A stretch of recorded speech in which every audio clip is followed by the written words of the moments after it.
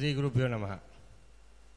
శ్రీ గాయత్రీ భవనం ఖమ్మం పట్టణ మామిళ్ళగూడెంలో ఉన్న గాయత్రీ భవనం మందు గత 30 రోజులుగా శ్రీ విశ్వనాథ సత్యనారాయణ గారి చేత రచించబడిన రామాయణ కల్పవృక్ష ప్రవచనాల్లో భాగంగా యుద్ధకాండలో 4వ ఖండం నిస్సంశయ ఖండం మీద శ్రీ కపిలవాయి అచ్యుతరామరావు గారి యొక్క ప్రవచనం కొద్ది క్షణాల్లో ప్రారంభం కాబోతుంది. వారు ఎంఎస్సి కెమిస్ట్రీ చాలా సంవత్సరాలు సిద్ధారెడ్డి కళాశాలలో కెమిస్ట్రీ లెక్చరర్గా పనిచేసి తర్వాత టెలికాం డిపార్ట్మెంట్లో చేరి బిఎస్ఎన్ఎల్లో డిస్ట్రిక్ట్ ఆఫీసర్గా పనిచేస్తున్న శ్రీ కపిలవాయి అచ్యుతరామరావు గారిని నిస్సంశయ ఖండం మీద ప్రవచనాన్ని ప్రారంభించవలసిందిగా సవినయంగా ప్రార్థన. హరి ఓ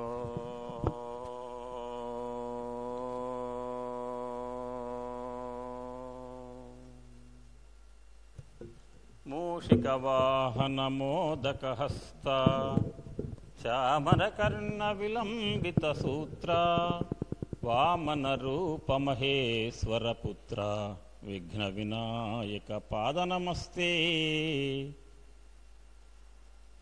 అతిమాత్ర ప్రతిభా సమన్వితుడు నిత్యానంద సంధాత సద్గతి శిష్యాళికి ప్రోధి చేయగల విద్యాభోగి ఆర్షేయ సంస్కృతి సంపత్తికి పట్టుగొమ్మ కనవచ్చన్ భావవీధిన్ నమస్కృతిమై మృక్యదము ఎకిరాల కులదున్ శ్రీకృష్ణమాచార్యునికిన్. శారద చంద్రచంద్రికల ఛాయల మాయల వెట్టి మైసిరుల్ సారస గర్భుమేన విరజాదులుగా తనమేన భక్తి శారీర విభాళి హల్లక పరిస్ఫురణం బిడ రాగమూర్తియౌ శారద మద్వచ స్థితి విశారదయై విలసిల్లుగావుతన్.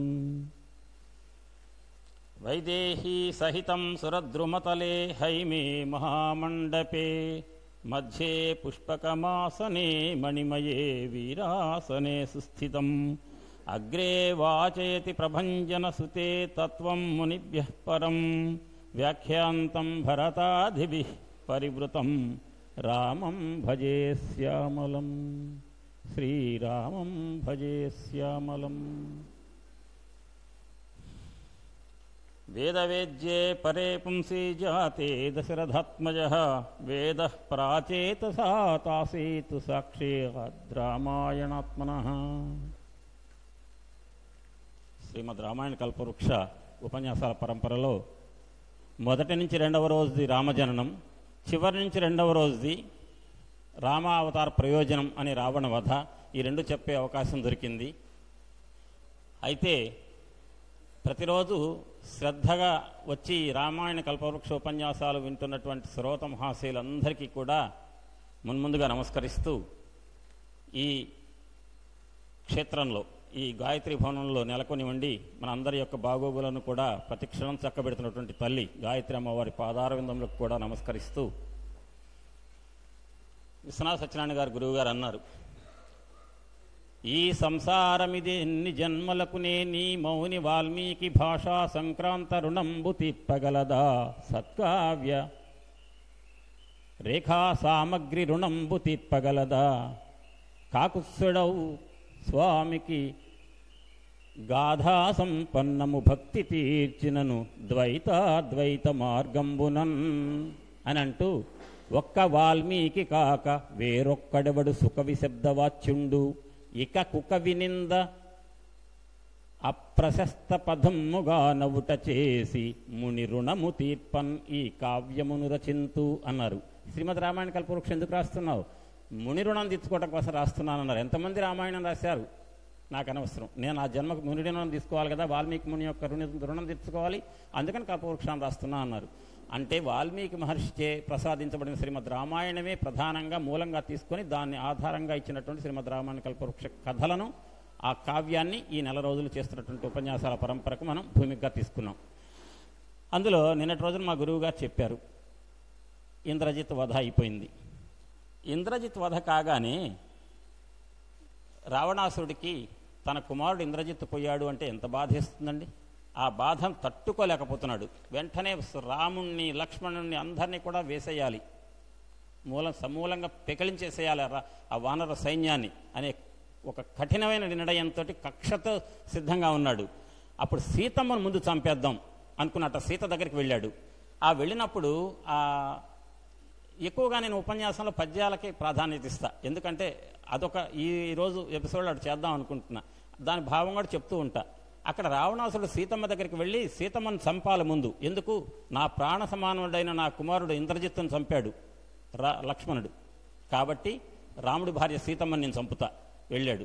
వెళ్ళి మాణిక్య కాంతికి ఉగ్రాణంబులైనట్టి కుండలద్వయము చెక్కుల జలింప గాణిక్య విద్య మాగాణంబుగానైన రుద్రాక్షమాల పేరు రముకలచ వాణి విలాస నిద్రాణంబుగా ఉన్న వదనాంతలమునను కోపము విరియ రీణా ప్రభావ పారీణంబులయున్న లోచనంబులు రక్తమాచమింప నఖశిఖంబు కంపితమైన మేన జానకీదేవి ఎదుట సాక్షాత్కరించే అంటారు విశ్వనాథ వారు. ఎవరటండి వెళ్ళింది సీతమ్మ ఎదుటకు? రావణుండు దైవత జగద్రావణుండు రావణుండు మానుష జగద్రావణుండు. దేవతలను మనుషులను కూడా రవంత ఏడిపించిన వాడెవరున్నాడో ఆ రావణుడు వెళ్ళి ఆ అమ్మవారి ఎదుట నిలబడ్డాటండి. అతని ముఖంలో అందం లేదు. అతను ఈ చెక్కిళ్ళ మీద కాంతులు ఏవైతే ఉన్నాయో అవి మాణిక్య కాంతులు విలసిల్లుతున్నాయి, కానీ అతని నోట నుంచి వేద అధ్యయనం జరగటల్లా.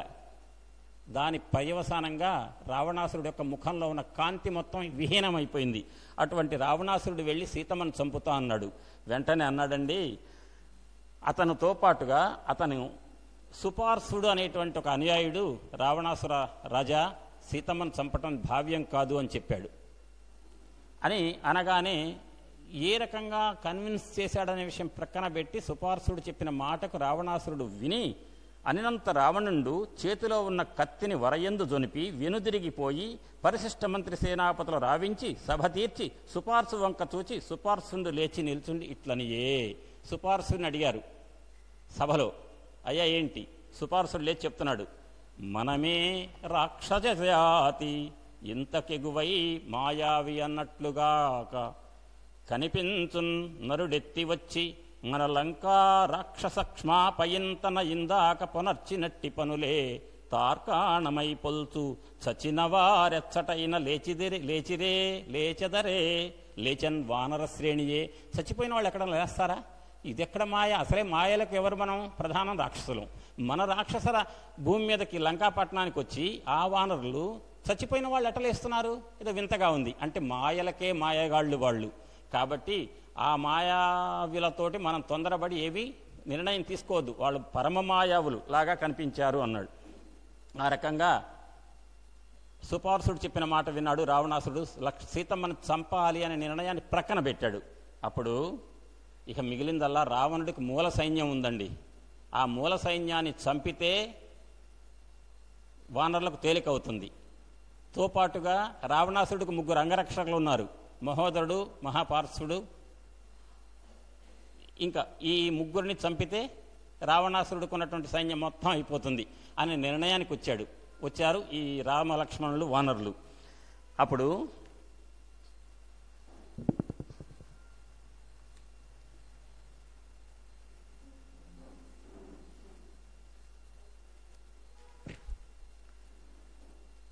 నేనును సిద్ధమై ఇచట అంటున్నాడు. ఎవరు? సుపార్సుడు అంటున్నాడు, నేను సిద్ధమై ఇచట నిల్చితి దైత్యచము మహాపతుల్.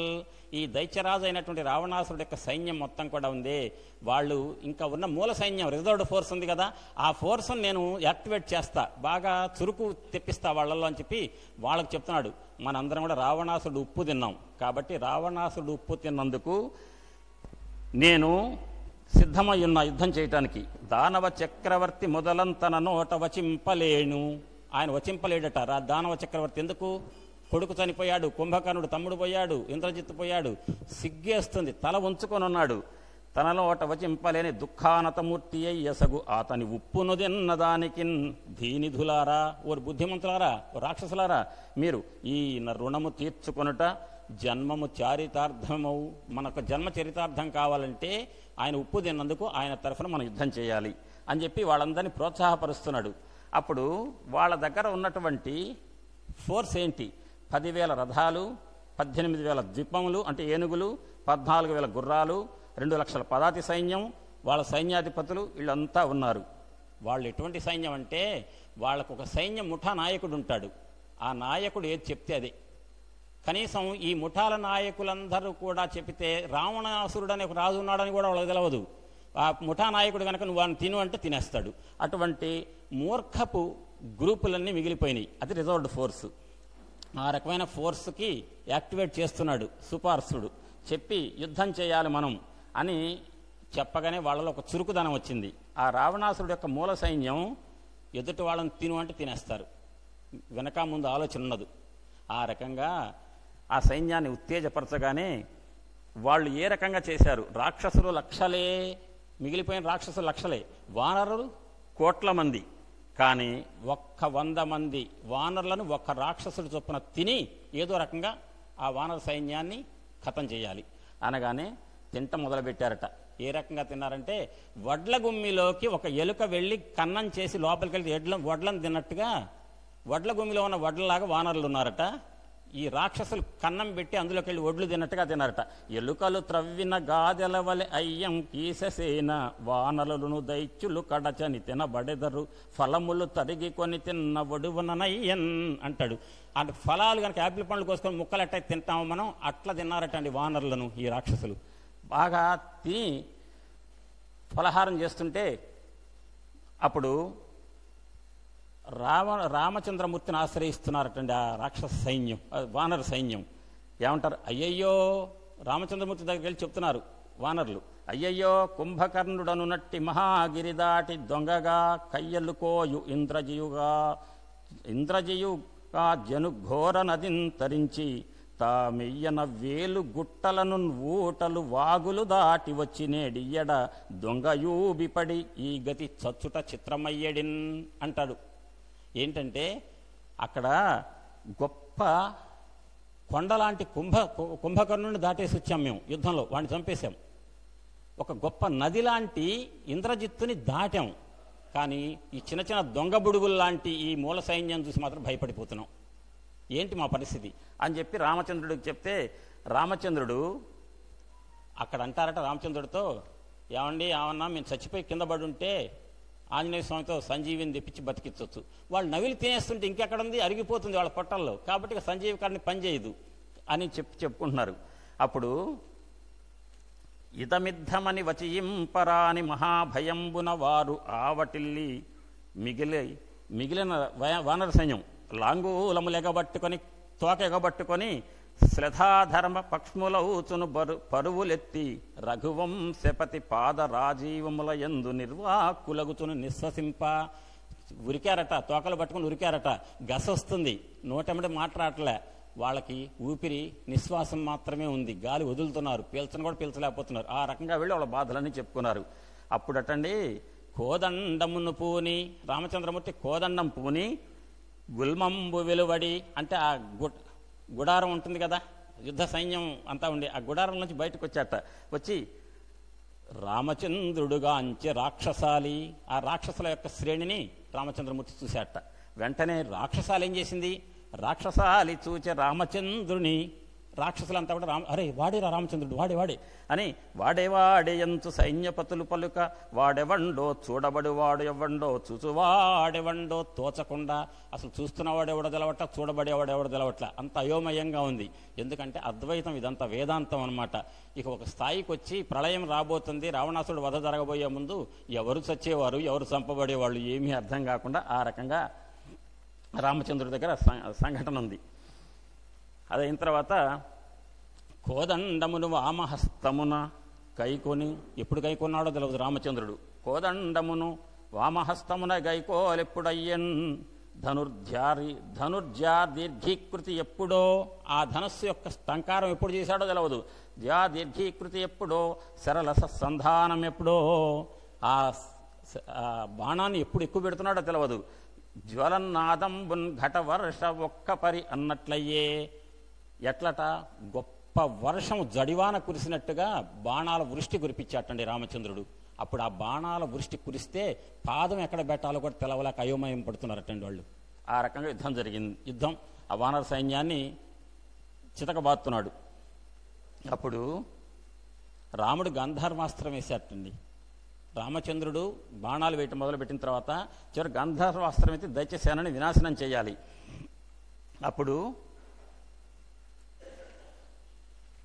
ఒకచోట సుంత అంటుకొని దూది విధాననంతయు సురసురలాడిపోవు. ఒక దూది కుప్ప పెద్దదుంటే ఆ కొండ మీద ఒక నిపుర వేస్తే దూది మొత్తం అయితే తగలబడిపోతుందో, ఆ రామచంద్రమూర్తి వేసే బాణాలకు ఆ రాక్షస సైన్యం మొత్తంగా తగలబడిపోతుందట.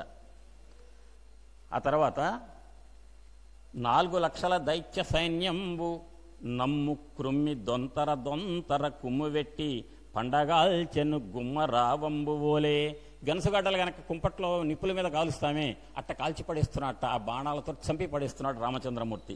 అప్పుడు అంటున్నారండి ఆ వానర సైన్యం చూస్తున్నారు, అసలు రాముడి యుద్ధం కూడా ఎప్పుడు చూడలే వాళ్ళు, మొదటిసారి చూడటం. అతడు రామచంద్రుడగునా, ఆయన రామచంద్రుడా, మరి అతని చేత చేపమేనా, ఆయన చేతిలో ఉంది బాణమేనా, అసలు ఏంట్రా ఈ వర్షం, తన నిర్గతంబుల గున్నట్టివి అక్కట బాణరాజియేనా, ఆ వెలువడుతున్న బాణాలేనా అసలు, తమ నేత్రముల్ మరియు నమ్మగజాలరు వానరేశ్వరుల్, ఆ వానరులు వాళ్ళ కళ్ళు వాళ్ళే నమ్ముకోవట్లేదట అసలు ఆ రాముడిని చూసి.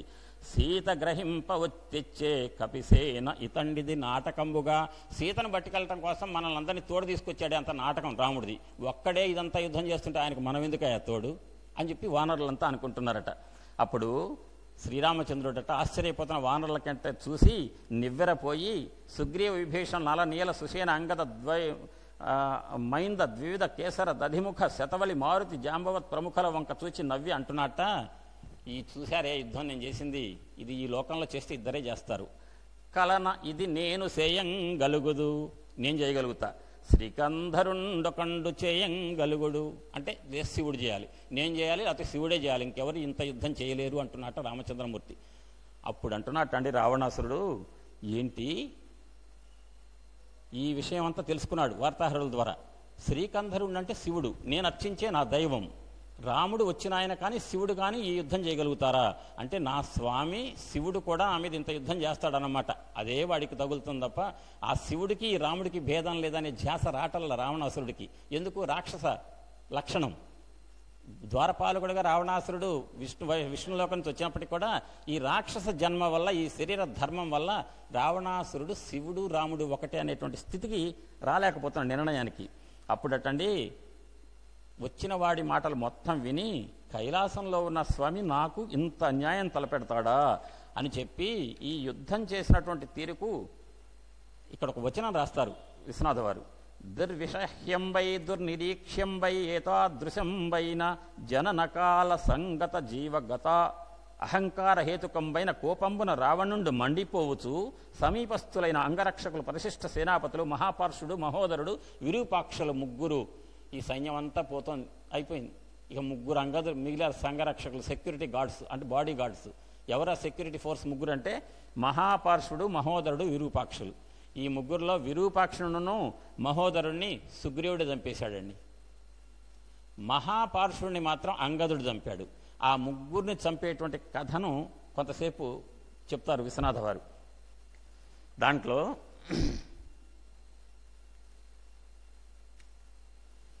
రథమాయత్తంబరపుడు, నా రథాన్ని సిద్ధం చేయండి, పృథువగు మత్సేన అవధరింపుడు, మీరున్ రథులు నన్ను అనుసరింపుడు, నాతో పాటు రాండి మీరు, ఈ ముగ్గురికి సైన్య సెక్యూరిటీ గార్డ్స్ సెక్యూరిటీ ఫోర్స్ ఎవరైతే ముగ్గురు ఉన్నారో మీరు నన్ను అనుసరించండి, నేను రథంలో వెళ్తున్నా, నాతో పాటు రండి, వాళ్ళందరినీ చంపేద్దాం వానరసరిని అని చెప్పి అప్పుడు ఇట్లు నిరంతరిత సాంపరాయక భావనా పరంపరా పరిమిళత చిత్తవృత్తి అయి సమాయత్తపరిచి తేబడిన తేరెక్కి రథంబు ధనుస్సు చేబూనినా అని ఒక వచనం రాశారు. ఆ తెచ్చిన రథం ఎక్కాట రావణాసురుడు. ఆ రావణాసురుడితో పాటు వీళ్ళు కూడా ఫాలో అవుతున్నారు. అప్పుడు చూడండి, ఒక వింతగా ఉంది. యుద్ధం చేయడానికి రావణాసురుడు వెళ్ళాడు. ఒక వింత పద్యం రాశారు ఇక్కడ. ఆ వింత పద్యం విన్న తర్వాత వెంటనే మీకు తెలుస్తుంది. ఏమన్నా అర్థం ఉందా? ఏం తలకాయ లేని రాత అని అంటారు ఎవరైనా. తలకాయ లేని వాళ్ళే అంటారు ఆ మాట. ఎందుకంటే విశ్వనాథ వారు రాశారంటే దానికి ఎంత గొప్ప ఇది ఉంటుంది. రక్షశరాంత కార్యముగ చెవుల్ తెగిపడిన సంగీతము పాడెనొకడు అసురేశ్వరుని వ్రాలుటమ్ము ఊరువులను ఛేదింప మధ్యలను వాయించెనొకడు అసుర శరాళి సర్వాంగమ్ములను రట్టుసేయగా నాట్యమ్ము చేసెనొకడు అరచేతులను దైత్యవరుడు మండింపగా విలవిల తాళంబును వేసెనొకడు. ఈ శీసపద్యం. రామభూపాల రాగ పర్యాప్తగళులు వేల కొలదిగా పాడిరి వెనుక హంగు రావణుండు శరాంత కార్యముగా రామభజన చేయించే వానర వ్రజము చేత. ఎంత గొప్ప పద్యం అంటే వినండి, అంతా విన్న తర్వాత నవ్వు వస్తుంది అసలు. రావణాసురుడు వెళ్ళి బాణాలు వేస్తుంటే వానరులకు ఏమేం జరుగుతుంది? రావణాసురుడి నుంచి వెలువడే బాణం ఒక్కొక్కటి వెళ్ళి వానరులకు కోతి మూకకు ఒక్కొక్కళ్ళకి చెవు కోసేస్తుందట. కోసేస్తే రక్షశరాంత కార్యముగా చెవులు తెగిపడిన సంగీతము పాడెనొకడు. అమ్మమ్మో అమ్మమ్మో అని చెయ్యి తెగగానే అమ్మో రామ అంటున్నట్ట. మీరు సాధారణంగా చూస్తుంటారు సంగీత సభలో ఎవరన్నా రాగం ఆలాపించేటప్పుడు ఏం చేస్తారు? ఓ అని చెప్పేసి తీస్తారు చూసారా? అట్ట తీస్తున్నారటండి. అంటే అర్థం ఏంటి? రాగాలాపన చేయిస్తున్నట్ట కొంతమంది వానరుల చేత రావణాసురుడు. ఎట్లా? తను వేసిన బాణం వల్ల చెవి తెగిపడగానే చెవి నొప్పికి తట్టుకోలేక అమ్మో రామ అంటున్నట్టు. ఈ రకంగా అంటే సంగీతం పాడేట్టుగా కొంతమంది వానరులకు తన బాణాన్ని ప్రయోగించేట రావణాసురుడు. అసురేశ్వరుని వారుట అమ్ము ఊరువులను ఛేదింప మధ్యలను వాయించినొకడు. ఆ రావణాసురుడు వేసిన బాణాలు కొంతమంది కోతుల కట్ట ఈ కటి భాగంలో తగులుతున్నాయట. ఓమో ఇట్ట కొట్టుకుంటున్నారట. ఇట్ట ఎవరు కొడతారు? గాత్ర కచేరీలో ఇట్టిట కొట్ట మధ్యలే కదా. అంటే కొంతమంది వానరులతోటేమో చేత్తో ఇట్లా ఆలాపన చేసినట్టు రామ అనిపిస్తూ ఉంటే సంగీతం పాడినట్టుకు వచ్చిందట. కొంతమందికి ఈ తొడల మీద ఇక్కడ బాణం తగలగానే వాము నెప్పి అమ్మ రామ అనగానే ఆ రామ అనుకుంటే ఈ తాళాలు వేస్తున్నట్ట, మధ్యలో వాయిస్తున్నారట. అసుర శరాళి సర్వాంగమ్ములను రట్టుసేయగా నాట్యం ముసేసెనొకడు. కొంతమంది కట వానరులకు ఇష్టం వచ్చి ముబ్బడిగా ఎక్కడ పడితే అక్కడ బాణాలు ఇస్తున్నట్ట రావణాసురుడు. ఆ బాణాలు తగలగానే అమ్మో బాణం అని ఇట్లా కదులుతున్నారనుకోండి, ఏం చేసినట్టు అవుతుంది? నాట్యం చేసినట్టు అవుతుంది. అరచేతులను దైత్యవరుడు. కొంతమంది వానరుల కట అరచేతుల్లో బాణాలు తగిలిస్తున్నట్టు కావాలని. అమ్మో రామ అంటే ఇట్లా వామ్మో ఈ చేతికి బాణం తగలగానే అమ్మమ్మని పుట్టింది రామ అంటే తాళం వేయిస్తున్నట్ట. ఈ రకంగా వానరుల మీదకు రావణాసురుడు వేసే బాణాలు ఒక్కొక్క శరీరంలో ఒక్కొక్క భాగానికి తగలగానే వాళ్ళల్లో వచ్చే శరీరంలో వచ్చే కదలికలు దేన్ని సూచిస్తున్నాయి అంటే ఒకటి సంగీతం పాడినట్టుందట, ఒకటి మధ్యలో వాయించినట్టుందట, ఒకటేమో నాట్యం చేసినట్టుందట, ఒకడు తాళం వేసినట్టుంది.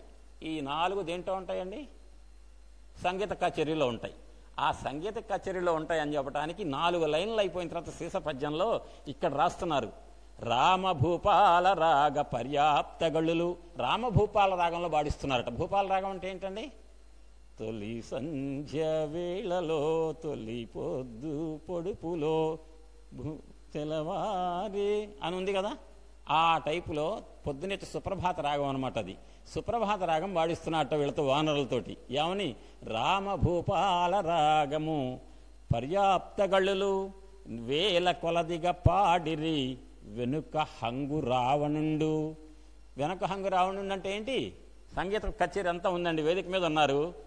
ఎవరు ఎక్కడ మొదలు పెట్టాలి, ఎవరు ఏం చేయాలనేది దానికి 2 కర్రలు పట్టుకొని ఇట్టిట్ అంటుంటాడు ఒకటి, తెలుసు కదా, వెనక నిలబడి. ఎవరైనా ఈ ట్రూప్కి ఇన్ఛార్జి మ్యూజిక్ డైరెక్టర్ ఆయన చెప్తుంటాడు ఇట్టా అని ఊపుతుంటే దాన్ని బట్టి వీళ్ళు నాటకం ఈ వేదిక మీద సంగీతం పాడేవాళ్ళు పాడతారే అట్ట వీళ్ళందరితో తాళ వేయించినా మధ్యలో కొట్టించినా నాట్యం చేయించినా ఎవరు చేయించింది?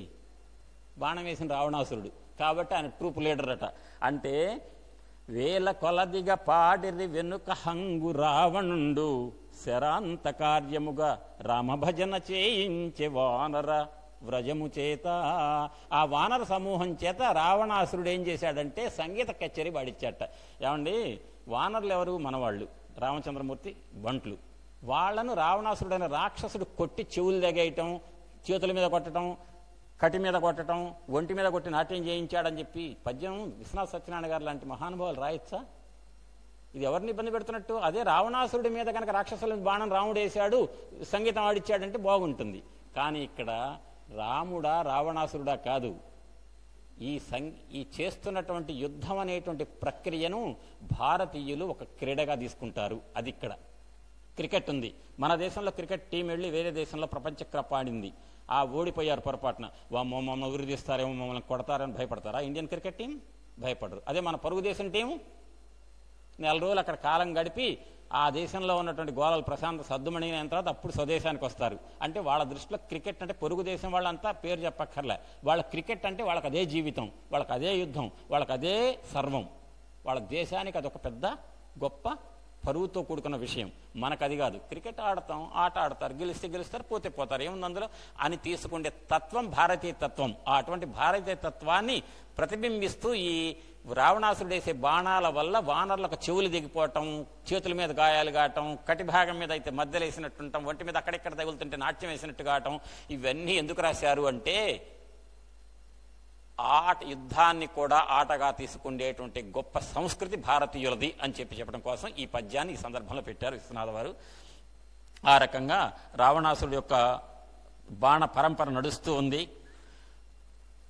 లంఘించుతున్న గోలాంగూలు పాదముల్ ఖండించే ఒక్క రాక్షసుడు కడిమి, ఇగిలించుతున్న కపీంద్రుని దంతముల్ రాలగొట్టె మరొక్క రాక్షసుడు.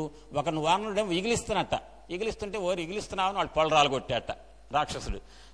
ఒక రాక్షసుడు లంఘించుతున్న గోలాంగూల పాదముల్ ఖండించే ఒక రాక్షసుడు కడిమి, పాదములు నరుకుతున్నాడు కొంతమందికి. వృక్షంబు విసరు కపిశ్రేష్ఠు పృష్టంబు దాడించే పరిఘతో దానవుండు.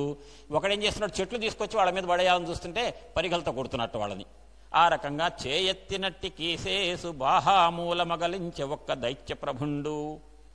ఈ రకంగా రాక్షసులంతా కూడా వానరులను రావణాసురుడు చేసే బాణ పరంపరకు కొద్ది గొప్ప మిగిలినటువంటి ఆ రాక్షసులు కలిసి వానరులను నానా ఇబ్బందులకు గురి చేస్తున్నారు. అప్పుడు రావణాసురుడు చెప్పాడు సభలో, మీరు ముగ్గురు, మహోదరుడు, మహాపార్శ్వుడు,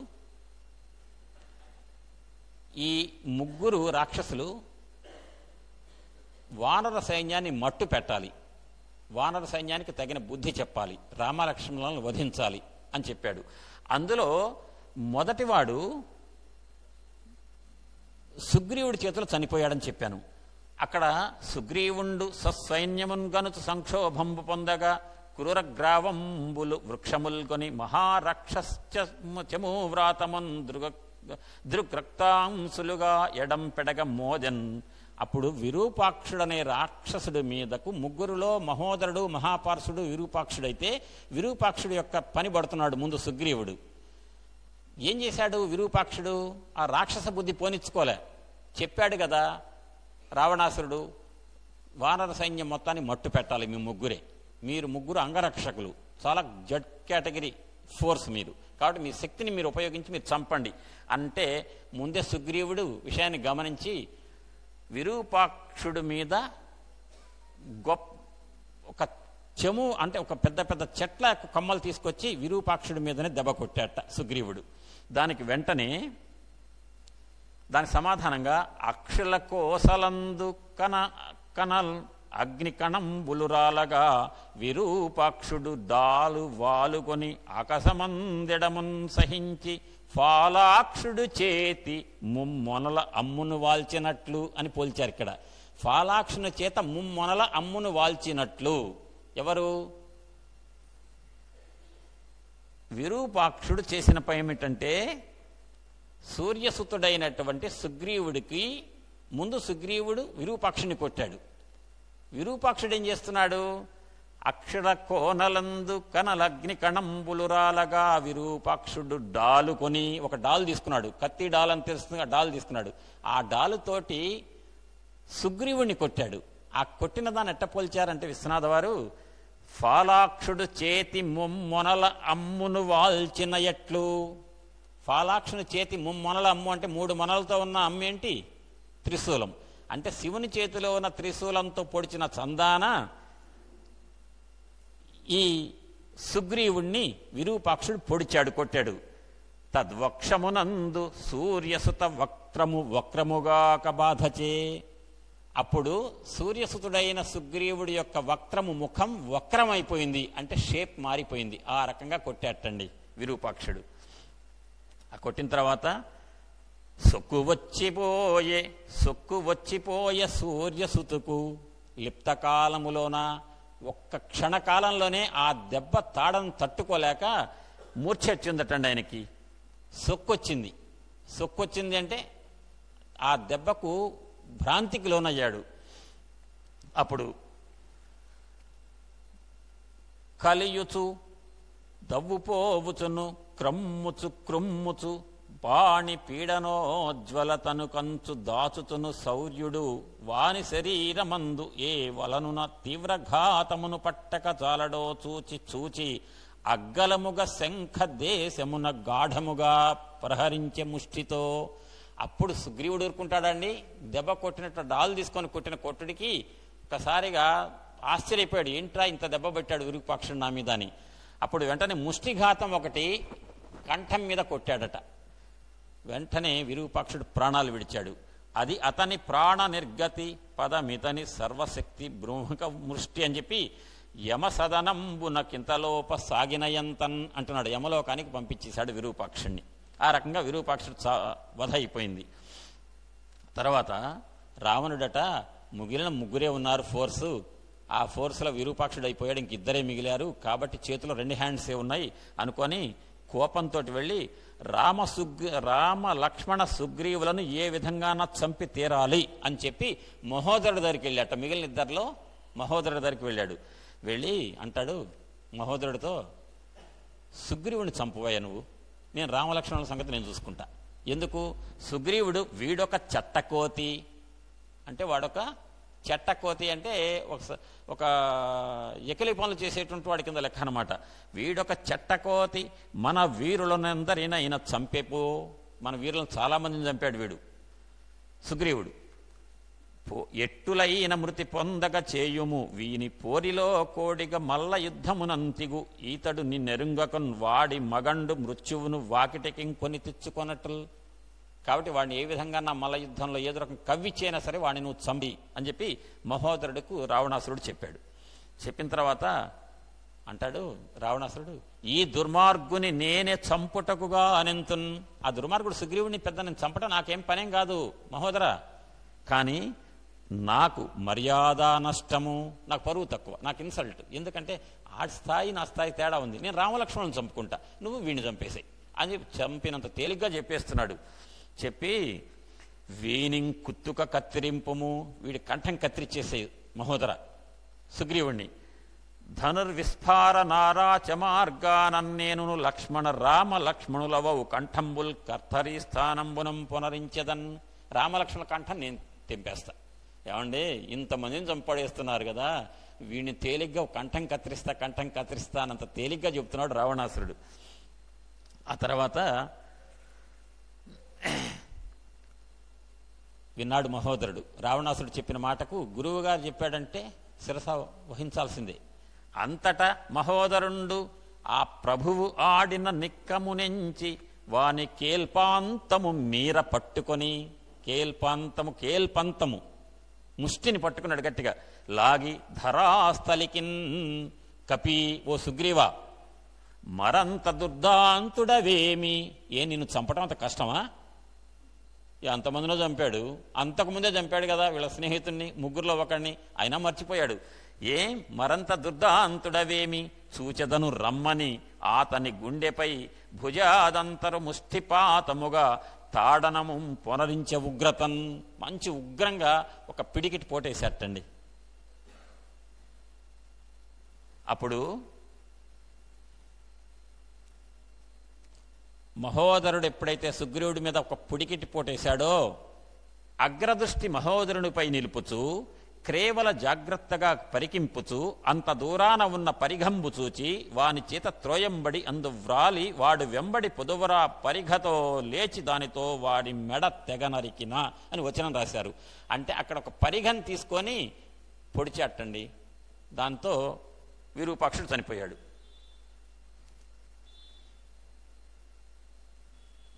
అప్పుడు ఇద్దరి పని సుగ్రీవుడు పట్టేశాడు. మూడవ పని ఏంటి అంటే మహాపారుషుడిని అంగదుడితో చంపించాలి. అది వానర సైన్యం వైపు కాబోయే విజయం. ముగ్గురు సెక్యూర్డ్ ఫోర్స్ ఏదైతే ఉన్నారో ఆ మూల సైన్యం పోయింది. ముగ్గురు అంగరక్షకులు ఉన్నారు రావణాసుడికి. ఆ మూడవ అంగరక్షకుడైనటువంటి మహాపారుషుడు గనక పోతే రావణాసురుడు ఏకాకైపోతాడు. అప్పుడు వస్తుందండి రామరావణ యుద్ధం అనేటువంటిది, అప్పుడు వస్తుంది. కాబట్టి మిగిలిన ముగ్గురులో ఇద్దరు పోయాడు, 2 వంతులు అయిపోయినాయి, 1 వంతే మిగిలాడు మహాపారుషుడు. అప్పుడు ఒక రావణాసురుడు మహాపారుషుడి దగ్గరకు వచ్చాట. వచ్చి నా తుముదారులన్ మిగిలిన వాడవు నీ ఒకడవు. రావణాసురుడు అంటున్నాడు మహాపారుషుడితో, నా దుముదారులన్ నా అనుచరుల్లో మిగిలిన వాడు నువ్వొక్కడివే. ఈ కపీంద్ర సేనా దళనంబు నీ భుజమునన్ కొనసాగవలెన్ మరింకా. ఈ వానర సైన్యం మొత్తాన్ని కూడా తుత్తునీలు చేయాలంటే మిగిలిన వాడు నువ్వొక్కడివే, నువ్వు వీరుడివి అని పొగుడుతున్నాడు రావణాసురుడు.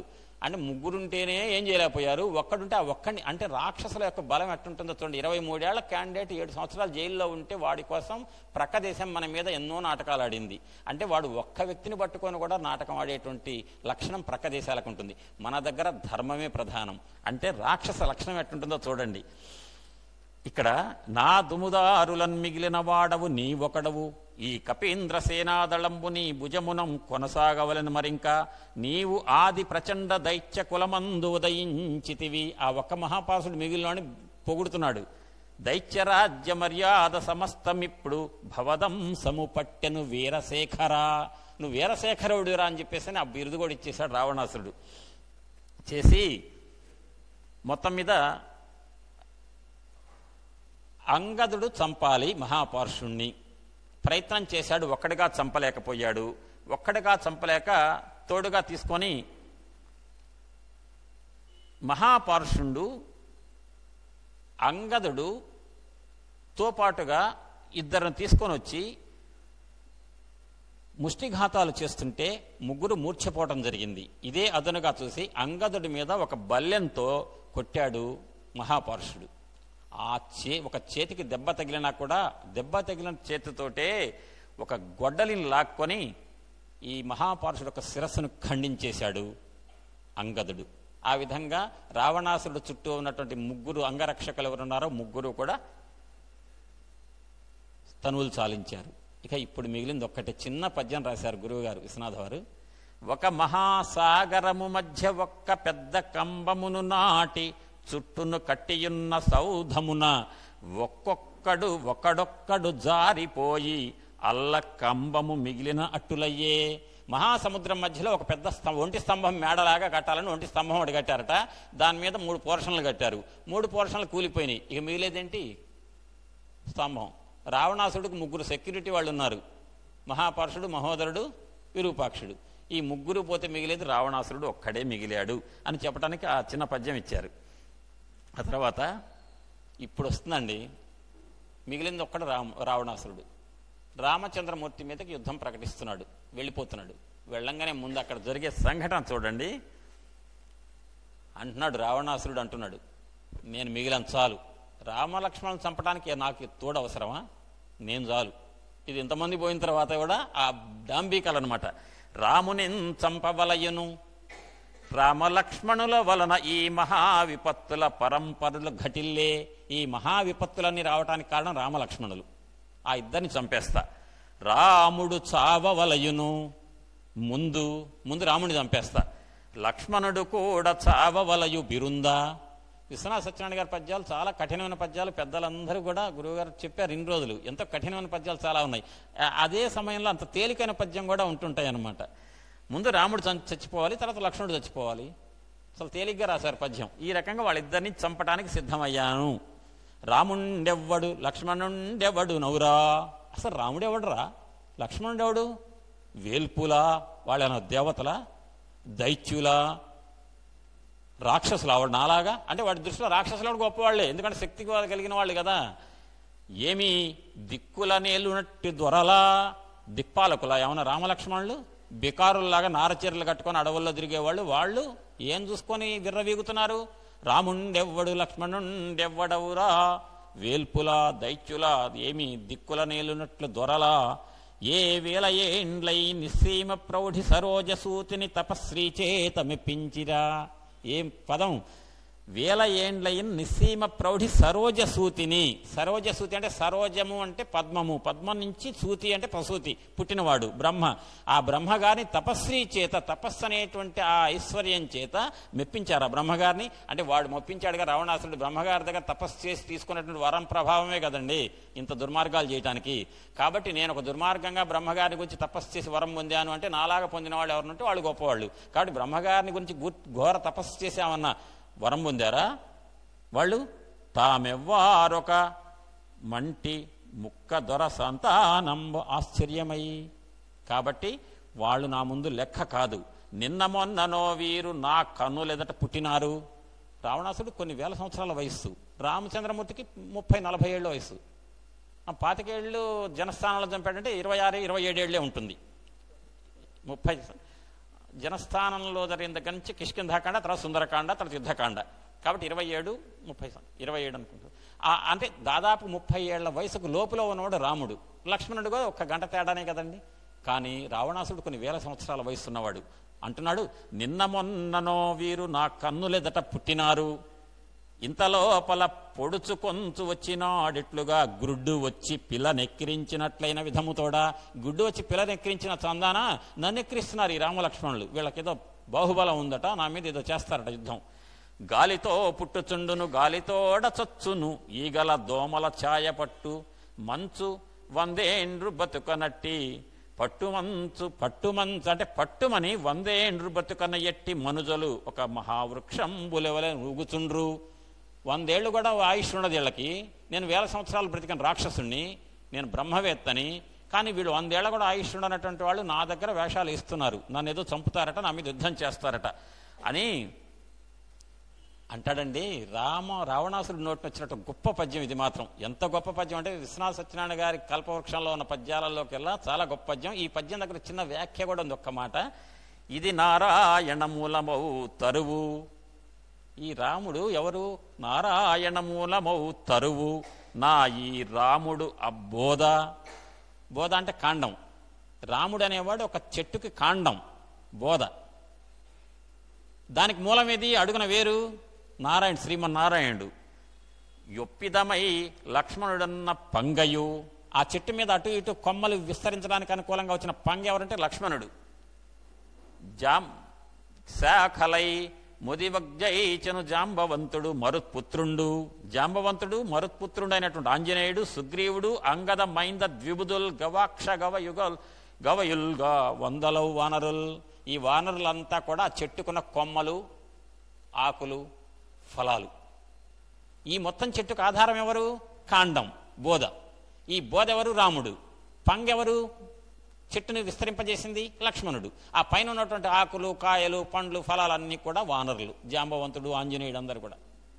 కానీ ఈ కాండానికి మూలం ఎవరు? అసలు వేరు శ్రీమన్నారాయణుడు. అది రావణాసురుడు నోటి నుంచి వచ్చిన మాట అది అని వెంటనే ఇది నారాయణ మూలమౌ తరువు అని చెప్పి దాని వెంటనే మత్తేభం పద్యం ఇచ్చారు. ఇది ఈ కొమ్మలు సాగకున్న మునిపే ఏ దీని భేదింపగా మది నూహించి తిని. ఈ చెట్టు ఏదో నారాయణ మూలము, నారాయణుడు మూలంగా కలిగిన చెట్టు కాస్త చిగురేసింది, కాండం లేతగా ఉంది, ఇంకా వదిలిపెట్టేటట్టయితే పెద్ద పెద్ద కొమ్మలు, పండ్లు, కాయలు వచ్చేసి విస్తృతమవుతుంది, దీన్ని మొదట్లో తెంపేస్తే మంచిదనే ఆలోచన నాకు ఎప్పుడో వచ్చింది. దానికి నేనేం పెట్టా? ఒక మందు పెట్టా. ఏ మందది? జానకి హరణమను మందును ప్రయోగించి తిని. అంటే జానకీ దేవుని దొంగతనంగా ఎత్తుకొచ్చి పెడితే రామచంద్రమూర్తి భార్య వియోగంతో చచ్చిపోతాడు. ఆ కాడ పోయిందనుకోండి, మొత్తం పీడబోతుంది. ఈ రకంగా రామచంద్రమూర్తి అనేటువంటి కాండానికి ఏదైతే వేరు నారాయణ మూలమో దాన్ని తెంపి పడేయాలనే ఆలోచన నాకు ఇవాళ వచ్చింది కాదు, ఏనాడో వచ్చింది. కాబట్టి జాగ్రత్త పడి ఒక మందు పెట్టా. దానికి పురుగు మందు పెట్టి కనుక వేర్లకు పెడితే చెదబట్టి చెట్టు చచ్చిపోయినట్టుగా నేను జానకీదేవిని ఎత్తుకోరావటం అనేటువంటి ఒక మందును ప్రయోగించా ఈ నారాయణ మూలాన్ని తీసేయటం కోసం. ఇది ఈ కొమ్మలు సాగకున్నమునుపే ఏ దీని భేదింపగా మదిని ఊహించితి, జానకి హరణమన్ మందును ప్రయోగించి మొండిది ఈ చెట్టు. ఈ చెట్టు నేను అంత ప్రయత్నం చేస్తాను, మొండిదైపోయింది. జానకీదేవిని ఎత్తుకొచ్చి 10 నెలలు దాటింది కదా, 10-11 నెలలు అయింది కదా, కనీసం భార్యా వియోగంతో చచ్చిపోవాలిగా రాముడు. చచ్చిపోకపోగా వీళ్ళందరినీ వేసుకొచ్చి నా మీద నా సేనలందరినీ చంపుతాడా, నా రాక్షస సేనలను ఇట చేస్తాడని ముందు ఊహించే నేను ఈ నారాయణ మూలమైనటువంటి ఈ చెట్టును చంపాలని ఏనాడు ప్లాన్ వేసి జానకీదేవిని ఎత్తుకొచ్చేటువంటి ఆ మందు అనే దాన్ని కనిపెట్టి తీసుకొచ్చి పెట్టా. నా ప్రయత్నం నేను చేశా. ఇప్పుడు ఏమైంది, ఈ చెట్టును కొమ్మలన్ విరిసి నిండెం పూలతో పండ్లతో జడలున్ సాగరమావరించినది ఆశా సంతతిం గుమ్ముచున్. ఆ చెట్టు చచ్చిపోతుందేమో అని చెప్పి ఆశతో నేను జానకీదేవిని ఎత్తుకొస్తే చచ్చిపోకపోగా పెరిగి కాయలు పండ్లైపోయి నా కొంప ముంచింది, నా రాక్షస సేనను చంపేసింది అంటు. ఇక్కడ ఒక మాట ఏంటంటేనండి, ఈ విశ్వనాథ సత్యనారాయణ గారు గురువు గారే ఒక వేదిక మీద ఒక ప్రోగ్రాం జరుగుతుంటే ఆయన ప్రస్తావించారట, మొండిది ఈ చెట్టు. ఎవరదా ఆ మాట అన్నది పద్యంలో? రావణాసురుడు అన్నాడు. రాముడు అనేటువంటి కాండానికి తమ్ముడు లక్ష్మణుడు అనే పంగతో ఉండి వానరులు ఆంజనేయ స్వామి అనేటువంటి ఆకులు అలములు పండు కాయలతో పెరిగిపోతున్న చెట్టు పెరగకుండా ముందే చంపుదామని ప్రయత్నించి జానకీదేవి అనేటువంటి వీళ్ళందరికీ నీరు పోసే నీరెవరు, ఇది బతకాలంటే వీళ్ళందరూ ఆశలు చిగురింపజేసే జానకిని ఎత్తుకొచ్చేసా, నీరు లేకుండా చేసే, పైగా మందు పెట్టా, జానకీదేవిని ఎత్తుకొచ్చేసాను యువతలకి. కానీ అయినా కూడా ఆ చెట్టు చచ్చిపోలేదు, మొండిది. ఇంకా పెనుగులాడుకుంటూ అనేక మంది కాయలను పెంచి వృద్ధి చేసి వానర సైన్యంతో నా మీద దండెత్తొచ్చాడు అని రాశాను కానీ అని విశ్వనాథ వారు అన్నమాట. కానీ నిజానికి మొండిది రాముడు కాదు, రావణుడే మొండివాడు అన్నారట విశ్వనాథ సత్యనారాయణ గారు. ఎందుకంటే ఇంతమంది చచ్చిపోయిన తర్వాత కూడా తమ్ముడు కొడుకు పోయి ముగ్గురు సెక్యూరిటీ వాళ్ళు కూడా వెళ్ళిపోయి ఏకాక అయిన తర్వాత కూడా ఇంకా ఏదో రాముడిని చంపుతా లక్ష్మణుని చంపుతా అంటున్నాడంటే మొండోడు ఎవరండి? రాముడా? రావణాసురుడే. కానీ తప్పదు కాబట్టి పద్యం అట్ట రాశా, నిజంగా మొండివాడు రావణాసురుడే అని అన్నారట గురువు గారు విశ్వనాథ వారు. ఆ రకంగా నారాయణ మూలం అని చెప్పి రావణాసురుడు హరి అంటే శ్రీ మహావిష్ణు యొక్క శత్రువు అయినప్పటికీ కూడా తనువు చాలించే సమయం దగ్గరికి వచ్చేసరికి అతనిలో ఒక గొప్ప ఆలోచన వస్తుంది. అంటే విష్ణుమూర్తియే నిస్సంశయ ఖండం ఇది. రామచంద్రమూర్తి ఎవరు అంటే సాక్షాత్తు శ్రీ మహావిష్ణువే అనేటువంటి మనసులో ఒక పొర. రావణాసురుడికి శరీర ధర్మం, ఈ పుట్టుకతో కూడుకున్న ఆలోచన ఒకటైతే లోపల జన్మ సంస్కారం ఉంటుంది. ఈ జీవి ఎక్కడిది? వైకుంఠం నుంచి వచ్చిన ద్వారపాలకుడైన జయ విజయులుగా ఉన్నటువంటి వాళ్ళు ఈ రావణ కుంభకర్ణులుగా వచ్చారు. కాబట్టి ఆ పూర్వజన్మ సంస్కారం ఎక్కడికి పోతుంది? ఆ సంస్కారం మాత్రం చివరి దశలో ఏమవుతుందంటే నెక్స్ట్ వెళ్ళిపోవాలి, ద్వాపర యుగంలోకి వెళ్ళి శిశుపాలుడు దంతభక్తుడుగా వెళ్ళాలంటే రావణ కుంభకర్ణుల్లో కుంభకర్ణుడు తనువు చాలించాడు. రావణాసురుడు శరీరం వెళ్ళిపోతే తరువాత యుగంలోకి వెళ్ళి శిశుపాలుడు దంతభక్తులుగా వెళ్ళి అది కూడా పూర్తి చేసుకుంటే అప్పుడు వైకుంఠంలో ద్వారపాలకులు అనేటువంటి బ్యాక్ టు పెవిలియన్ అనేటువంటి స్టేట్కి వెళ్తారు. దానికోసం ఆరాట పడుతున్నాడు. శరీరం వదిలిపెట్టే టైం దగ్గరికి వచ్చేసింది, గంటలలో ఉంది రావణాసురుడు కూడా చనిపోవటం. కాబట్టి అప్పుడు ఆ స్పృహ వస్తున్నది, వైకుంఠంలో ద్వారపాలకుడు అనేటువంటి సంస్కారం వెంటబడుతుంది. కాబట్టి నారాయణ మూలవం అనేటువంటి భావాన్ని రావణాసురుడితో చెప్పించారు కవిగారు. ఆ రకంగా రావణాసురుడు వచ్చాడు, రామచంద్రమూర్తిని దర్శించుకోవాలి. యుద్ధరంగంలోకి రాగానే రాముడు అంత దూరంలో ఉన్నాడు, ఇక్కడ ఉన్నాడు. ఈ రాముడు కొరుకుడు పడటల్లా రామలక్ష్మణులే కాదు, ప్రక్కన వచ్చిన వానరులు కూడా నా తమ్ముళ్లను పుత్రులను నా సేనని మొత్తం చంపారు. కాబట్టి ఇది మామూలు వృక్షం కాదు, ఇది నారాయణ మూలమైన వృక్షం అని చెప్పిన తర్వాత రథాన్ని ముందుకు పోనిచ్చి రామచంద్రుడి దగ్గరలోకి వెళ్ళాటండి. ఆ రామచంద్రుడి దగ్గరికి వెళ్తే అక్కడ రామచంద్రుడిని చూడగానే రామచంద్రుడు ఎట్ట దర్శనం ఇచ్చాడో అనే మాటని 5 శేషపద్యాల ద్వారా చెప్పారండి విశ్వనాథ వారు. అందులో ఒక 2 పద్యాలు చెప్దాం. ఆ పద్యంలోనే నిస్సంశయం, ఇక సంశయం లేదు, ఆయన సాక్షాత్తు శ్రీ మహావిష్ణువే రాముడు అనేటువంటి నిర్ణయానికి వచ్చేశాడు. చూడండి అసలు ఆ శేషపద్యం. నఖ శిఖా పర్యంత ముఖరిత బంభరీ కమనీయ వనమాలికా మనోజ్ఞే వక్షస్థలీ మార్దవ గుణ సమాకృష్ట మృదు మందహాస లక్ష్మీ సనాధు రాక్షసవ్రజ సంహరణ కార్య చక్రీభవత్క్రూర కార్ముక బాహుయుగళు ఇందిరాసిత కపోలెందురోచి పరిస్పందనానందిత మందహాసు నిబిడతాకాశ నీలకాంతి ప్రరోహ కందళీకృత మంజుల కాంతదేహు వినిహత సమస్తలోకమోహుని నిరూహి రామచంద్రునిగాంచెను రావణుండు. ఈ రామచంద్రునిగాంచె రావణుండు అని మకుటంతో 5 పద్యాలు రాశారు. అందులో 2 పద్యాలు. ఆ రెండిట్లో మొదటి పద్యం నఖశిఖా పర్యంత ముఖరిత బంభరీ కమనీయ వనమాలికా మనోజ్ఞ. ఆ శ్రీ మహావిష్ణువుకి వనమాలిక ప్రియుడండి. ఆ వనమాలిక ధరిస్తే వనమాలలో ఉన్నటువంటి ఆ కల్పవృక్షాలలో ఉన్న మకరందాన్ని ఆస్వాదించడానికి తుమ్మెదలు వచ్చినాయట. ఝంకారం చేస్తూ తిరుగుతుంటే కమనీయంగా ఉందటండి. ఆ మనోజ్ఞంగా ఉందట వక్షస్థలం. వక్షస్థలీ మార్దవగణ సమాకృష్ట మృదుమందహాస లక్ష్మీ సనాథు. లక్ష్మీదేవి మార్దవ గుణానికి ప్రతీక. ఆ తల్లి వక్షస్థలంలో అమాంకంలో ఉన్నది. ఆ అమ్మ యొక్క మార్దవ గుణం కలవటంతో ఆ తండ్రి శ్రీ మహావిష్ణువు శ్రీరామచంద్రమూర్తి యొక్క మందహాసం ఎట్లా ఉందంటే మృదుమందహాసం ఉంది. రాక్షసవ్రజ సంహరణ కార్య చక్రీభవత్క్రూర కార్ముక బాహుయుగళు. రాక్షసులు అనేటువంటి క్రూరులనందంటే కూడా తొలగించడం కోసం భుజదండం ఆ ధనుస్సు తీసుకొని వచ్చినట్టు రామచంద్రమూర్తి యొక్క ఆ భుజాలను వర్ణిస్తూ తర్వాత వాక్యంలో చెప్తారు. ఇందిరాసిత కపోలెందురోచి పరిస్పందనానందిత మందహాసు. ఆ ఇందిరాదేవి యొక్క చంద్రకాంతి వక్షస్థలంలో అమ్మవారుంది. ఆ అమ్మ యొక్క నవ్విన నవ్వు, అమ్మ యొక్క అందం స్వామివారు శ్రీ మహావిష్ణువు అయినటువంటి రామచంద్రమూర్తి యొక్క చెక్కిళ్ల మీద మెరుపుగా ప్రసరిస్తుంటే అప్పుడు ఆ రామచంద్రమూర్తి యొక్క ముఖారందం మరీ మరీ అతిశయిస్తున్నదట. అటువంటి ఆ రామచంద్రుడి యొక్క 4 లైన్లలో 4 విశేషణాలు చెప్పి నిబిడిత ఆకాశ నీలకాంతి ప్రరోహ కందళీకృత మంజుల కాంతదేహు. అందరికి నీలమేఘశ్యాము డీలు చేయగడాలు మెరుగు చామన ఛాయమేని తోడా అంటాడు కృష్ణదేవరాయలు అముక్తమాల్యదలో. ఆముక్తమాల్యదలో శ్రీకాకుళాంధ్ర మహావిష్ణువు యొక్క ఆ అందాన్ని తెలియచేస్తూ నీలమేఘముడాలు డీలు చేయగడాలు మెరుగు చామన ఛాయమేని తోడా.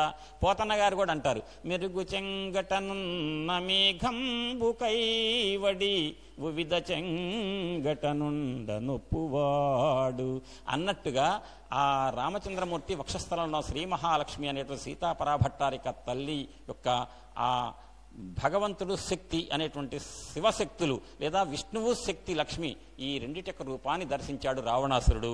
అంటే అక్కడ ఏమిటి వచ్చిందంటే ఆలోచన, రావణాసురుడికి దర్శనం ఇచ్చింది ఎవరంటే శ్రీ మహావిష్ణువే. క్రమంగా రావణాసురుడు యొక్క ఆ వధ దగ్గరికి వస్తున్న కొద్దీ లోపల ఉన్న ఒక జీవ సంస్కారం బాగా ప్రోధి అయిపోయి ఆ జీవ సంస్కారం వల్ల రామచంద్రమూర్తిలో శ్రీ మహావిష్ణువుని దర్శించాడండి రావణాసురుడు. ఆ తర్వాత రాసినటువంటి శీర్షపద్యం రెండోది మనం అంటే 5వది, కానీ మనం చెప్పుకోండి 2వది. చాలా వింతగా ఉంటుందన్నమాట. గిడసబారిన కైక గడుసదనమున పంపగా అడవుల పట్టువాని. వెంటనే చూడండి ఇంతసేపు ఏం చెప్పాడండి. ఆహా, శ్రీ మహావిష్ణువు పుంసామోహన రూపాయ పుణ్యశ్లోకాయ మంగళం అన్నట్టుగా దివ్య రూపాన్ని దర్శించాడే రావణాసురుడు. తర్వాత పద్యంలో ఇంకేం చెప్పాలి, ఇంకా దివ్యమంగళ రూపాన్ని ఇంకా గొప్పగా వర్ణించాలి. బుద్ధి ఎక్కడికి పోతుందండి, గడ్డిదిన బుద్ధి కదా. ఇంకా రాక్షసుడు అనేటువంటి శరీరం ఉందిగా, ఆ శరీరం ఎక్కడికి పోగొడుతుంది. గిడసబారిన కైక గడుసదనమున పంపగా అడవుల పట్టువాని జడదారి మూక వెన్బొడచి ఎక్కింపగా అంతంత వింటివాడైన వాని ముల్లోకముల అందమున్ చూరగొన్నట్టి చాన రక్షించుకోలేని వాని కోతి మూకలను వెన్కొని లంకపై నిండు నెరుగని సేతగా నెత్తువాని ఏది ఎట్లయిన బోవు అదేమి తనకు నన్న రీతి బైరాగిగా ఉన్నవాని. అంటే రామచంద్రుడు దర్శనం ఇట్టిస్తున్నాడు ఈసారి ఆయనకి. ముందు మంచి జీవ సంస్కారంతో విష్ణువుని దర్శించాడు. ఇప్పుడు మాత్రం ఏది ఎట్లయిన బోవు అదేమి తనకు అన్న రీతి బైరాగిగా ఉన్నవాని ప్రతిది తనకును అనుకూల పడెడువాని రామచంద్రునిగాంచె రావణుండు. ఇది 2వ పద్యం. ఇందులో చూడండి ఆ బుద్ధి, వక్ర బుద్ధి. గిడసబారిన కైక గడుసదనమున పంపగా అడవుల పట్టువాని. గిడసబారటం అంటే ఏంటంటే తెగిడిచిందిరా, అది ఇంట్లో గుట్టుగా ఉంటలా రోడ్డు మీదకి వచ్చేసింది, అని చెప్పేసి అనేటువంటి మాట ఏదైతుందో అది గిడసబారటం అంటే అది. అంటే ఒక స్త్రీ ఇంట్లో 4 ఓడల మధ్యలో ఇంటి యొక్క పరువును నిలబెడుతూ మాట తొందరగా బయటికి రానివ్వకుండా పరువు కాపాడవలసినటువంటి స్త్రీ గనక ఇంట్లో ఉన్నటువంటి ఐకమత్యాన్ని దెబ్బతీస్తూ రోడ్డు మీదకి వచ్చేసి ఇష్టం వచ్చినట్టు అందరికీ ఎవరైనా చెప్తున్నారనుకోండి, అంతా బయట రోడ్డు ఎక్కింది ఇష్టం వచ్చినట్టు మాట్లాడుతుంది, ఇంటి పరువు తీసేస్తుంది అని అంటామే వాడుక భాషలో. ఆ లక్షణాన్ని వివరించడం కోసం గిడసబారిన అన్నాడు. అంటే కైకేయట పరువు పోగొట్టి రోడ్డు ఎక్కేసిందట. దశరథ మహారాజుని ఏదో ఇన్ఫ్లుయెన్స్ చేసి తన కుమారుడైన భరతుడికి పట్టం కట్టించాలని ప్రయత్నం చేస్తుంటే ఆ కైకమ్మ చేసినటువంటి పనికిమాలిన పనికి లొంగిపోయి దశరథుడు తండ్రి అడవులకు పోరా రామా అంటే అడవులకు పోయిన పనికిమాలిన వాడి రాముడు అంటున్నాడండి రావణాసురుడు ఇక్కడ. గిడస బారిన కైక గడుసు ధనమ్మున పంపగా అడవుల పట్టువా అని. ఏమండి, రావణాసురుడు ఇట్ట మాట్లాడుతున్నాడు. నిజంగా రామచంద్రమూర్తి తండ్రి దశరథ మహారాజ్ చెప్తే నాన్న ఉంటే కనుక నాకు పట్టాభిషేకం లేదు, నన్ను జైల్లో పెడతావేమో, పదవి లేదు కాబట్టి అని చెప్పి భయపడి అడవులకు వెళ్ళాడండి. త్యాగం చేసి వెళ్ళాడు అడవులకు. అది మాత్రం ఈ జీవ సంస్కారానికి తెలుస్తుంది తప్ప శరీరానికి తెలవదు. కాబట్టి శరీర ధర్మంతో మాట్లాడుతున్నాడు రావణాసురుడు. జడదారి మూక వెన్బొడిచి ఎక్కింపగా అంతంత వింటి వాడైన వాణి. జడదారి మూకలటండి అంటే అరణ్యవాసంలో పెద్దలు చెప్పారుగా గురువు గారు అంతా కూడా. అరణ్యవాసంలో బయలుదేరి అరణ్యంలో క్రమక్రమంగా ముందుకు అడుగులు వేస్తూ ఉంటే రామచంద్రమూర్తి, లక్ష్మణస్వామి, సీతాదేవి ఆ అపహరణకు ముందు సుతీక్ష్ణుడు, శరభంగుడు అనేక మంది మహానుభావుల యొక్క ఆశ్రమాలకు వెళ్ళారు. వెళితే ఈ మునీశ్వర్ల అంతా అట గడ్డం పెంచుకున్న వాళ్ళు ఉన్నారే, వాళ్ళు ఓ రామా నీ అంతోళ్ళు లేడు అంటే అట లేనిపోని పెద్దరికం అంటగట్టారట రాముడికి. లేనిపోని పెద్దరికం అంటగట్టడంతో ఈయన ఏం చేస్తున్నాడు, పెద్ద విల్లు ఒకటి పట్టుకొని నా మీదకి వచ్చాడు. అంటే అర్థం ఏంటండి, తట్టుకోలేని అసూయ. ఎవరిని పెరుగుతుంటే తట్టుకోలేని అసూయలు ఉంటాయి సరే సమాజంలో. ఆ అసూయకు లక్షణం ఏంటంటే రావణాసురుడు యొక్క శరీరం. అసూయ లేకుండా ఒరిజినాలిటీ సత్యాన్ని దర్శించేది ఎవరంటే లోపల ఉన్న జీవి సంస్కారం. అంటే రావణాసురుడు ఇక్కడ అపరిచితుడు అనే సినిమా ఆ మధ్య చూశారు 10 ఏళ్ల కింద. ఆ అపరిచితుడిలో లోపల ఒకటి ఉంటుంది, పైకి ఒకటి ఉంటుంది, 2 డైమెన్షన్స్. అట్లా రావణాసురుడు 2 డైమెన్షన్స్ నడుస్తున్నాయి. ఒక డైమెన్షన్ ఏంటంటే ఆత్మ, జీవి సంస్కారం. అంటే క్రితం జన్మ యొక్క వైకుంఠంలో ఉన్న ద్వారపాలకుడు అనేటువంటి విష్ణుమూర్తి యొక్క సేవకుడు అనేటువంటి జీవ సంస్కారం లోపల ఉంది. పైన ఏమో రావణాసురుడిగా పుట్టిన రాక్షస భావం ఉంది. ఇంతకుముందు చెప్పిన పద్యంలో మొత్తం శ్రీ మహావిష్ణువుగా దర్శించాడంటే మొత్తం జీవ సంస్కారం గుర్తు తెప్పించింది. ఇప్పుడేమో శరీరం ఏదైతే రాక్షస శరీరంతో ఉన్నాడో ఆ రాక్షస శరీరమే దర్శిస్తున్నది. కాబట్టి గిడసబారిన కైక గడు సుధనమ్మున పంపగా అడవుల పట్టువాని. జడదారి మూక వెన్బొడచి ఎక్కింపగా అంతంత వింటి వాడైన వాని. అరణ్యవాసంలో ఉన్నప్పుడు ఈ గడ్డాలు పెంచుకున్న వాళ్ళు పనిపాట లేదు. రామా నువ్వే గొప్పడు అని చెప్పేసి కాస్త పొగిడితే ఉబ్బిపోయి ఓ నా అంత గొప్పోడు లేడు కానీ విల్లహుడు పట్టుకొని తిరుగుతున్నాడు ఆయన దగ్గరికి. అంటే రామచంద్రమూర్తి యొక్క ఆ బాహుబలం ఎటువంటిదండి. గురువుగారు చెప్పారు అరణ్యవాసంలో 14,014 మంది రాక్షసులను శూర్పణఖ నాయకత్వంలో జనస్థానంలో పెడితే సీతమ్మ మీ వదిన ఆడది స్త్రీమూర్తి దడుచుకుంటుంది, లక్ష్మణ మీ వదిన నా గుహలో దగ్గర పెట్టు కాపలగా ఎవరేం చేయకుండా నేను చూసుకుంటా వీళ్ళ సంగతి అని చెప్పి 14,014 మంది రాక్షసులను ఒంటి చేత్తో 2.5 గంటల్లో లేపేసినటువంటి శక్తివంతుడు రాముడు. అంతే తప్ప ఈ ఋషులు పొగడంగానే నీ ఎంత గొప్పవాళ్ళేడు అంటుంటారులే. నీ అంత గొప్పవాళ్ళేడు ఉపన్యాసం చెప్పగానే ఓ మీ ఉపన్యాసం బాగుంది అనగానే అయ్యే మంచిదంటమే తప్ప అమ్మో ఎంత బాగుంది అని అడిగామనుకోండి ఇంకా ఉపన్యాసం తర్వాత చెప్పలేము మళ్ళీ. అందుకోసం అట్టనే ఏదైనా పొగడ్తల ద్వారా ఉబ్బిపోయి వచ్చి రాముడు తన యొక్క బలం తెలవక ఎక్కువ బలంగా ఊహించుకొని బాణాలు పట్టుకొని మా మీదకి దండెత్తడానికి వచ్చాడు అని చెప్తున్నాడు రావణాసురుడు. కానీ నిజానికి అది జనస్థానంలో 14,014 మంది రాక్షసులను వంటి చేత్తో 2.5 గంటల విరామంలో చంపినటువంటి మహావీరుడండి. అంతేకాదు తాటకను 12 ఏళ్ల వయసులో తాటకను సంహరించాడు, సుబాహును చంపాడు, మారీచుని వెళ్ళగొట్టాడు విశ్వామిత్రుడు పరిరక్షణలో.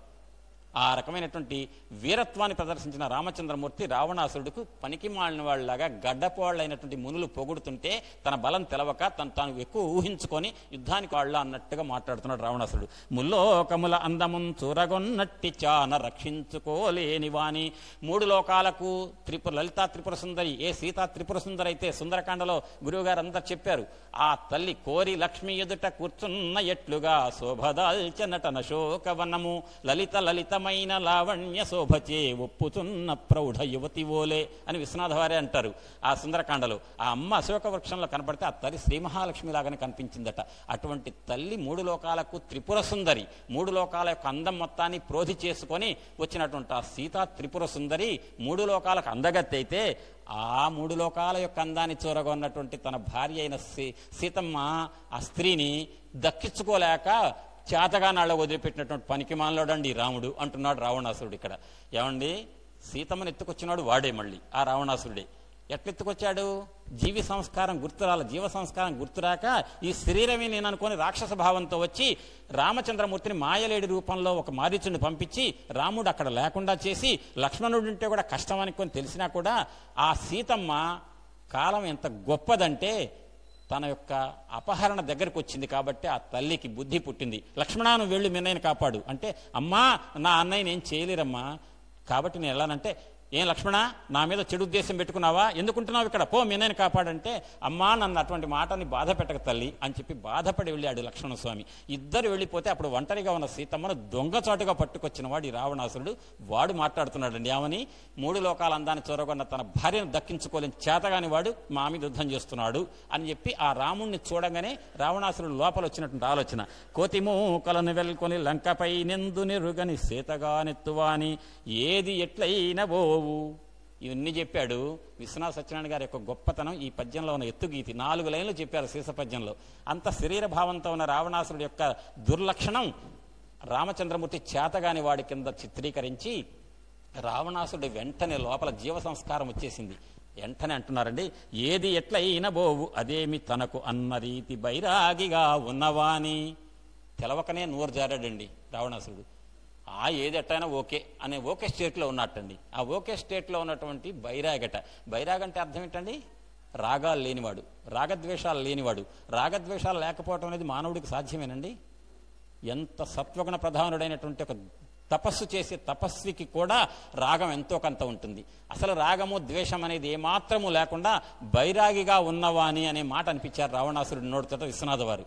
అంటే అర్థం ఏంటంటే, ఏది వచ్చినా ఒక్కటే, సమశత్రౌచ మిత్రే చ తథా మానవమానయో శీతోష్ణ సమదుఃఖేషు సమస్సంగ వివర్జిత అని చెప్పి భగవద్గీతలో చెప్పినట్టుగా శీతము ఉష్ణము, మంచి చెడు, లాభం నష్టం, గెలుపు ఓటమి అన్నిటినీ సమంగా తీసుకునేటువంటి ఒక బైరాగి లక్షణంతో ఉన్నాడు రాముడు. అంటే రాముడు ఎవరంటే ఈ 3 గుణాలతో కూడుకున్న ఈ దైవీ హేష గుణమయీ మమ మాయా దురత్యయ మామేవయే ప్రపద్యంతే మాయా మేషం తరంతితే అని గీతలో కృష్ణుడు చెప్పినట్టుగా 3 గుణాలతో కూడుకున్నటువంటి ఈ ప్రపంచంలో 3 గుణాలకు లోబడిన వాడు మానవుడైతే 3 గుణాలను లోపల పెట్టుకున్నవాడు, తన చేతిలో పెట్టుకున్నవాడు మాధవుడు, ఆయన రాముడు అని చెప్పి బైరాగి అనే పదానికి అంత వివరణ చెప్పొచ్చు. అటువంటి వాడండి రాముడు అని ప్రతిది తనకును అనుకూల పడెడువాని రామచంద్రునిగాంచి రావణుండు. ప్రతిదీ తనకు అనుకూలపడేవాడటండి. ప్రతిదీ తనకు అనుకూలపడటం అంటే ఎవరికైతుందండి? ఈ 3 గుణాలతో కూడుకున్న ప్రపంచంలో 3 గుణాల లోపల పడిన వాడికి ప్రతిదీ అనుకూలం అవుతుందండి? ఏదో ఒకటి వ్యతిరేకం అవుతుంది. అంటే ప్రతిదీ తనకు అనుకూలపడేడు వాడు అంటే రావణాసురుడు నోటనే పలికించారు విశ్వనాథ వారు. ఆయన ఎవరు అంటే, ఆ రామచంద్రుని ఎవరైతే రావణుడు చూశాడో ఆయన ప్రతిదీ తనకు అనుకూలపడుతుంది. ప్రతిదీ తనకు అనుకూలపడటం అంటే ఏంటి? లక్షల మంది వానరులంతా మూర్ఛపోతే చచ్చిపోయారు అనుకొని సముద్రంలో దోయించారు. నిన్న గురువు గారు చెప్పారు కదా, నిన్నే వానరులందరినీ సముద్రంలో వేయించేశాడు రావణాసురుడు. మిగిలిన వాళ్ళేగా బ్రతికింది ఆంజనేయ స్వామి వారు ఇచ్చిన సంజీవనితో. అంటే కొంతమంది తనువులు బాశారు.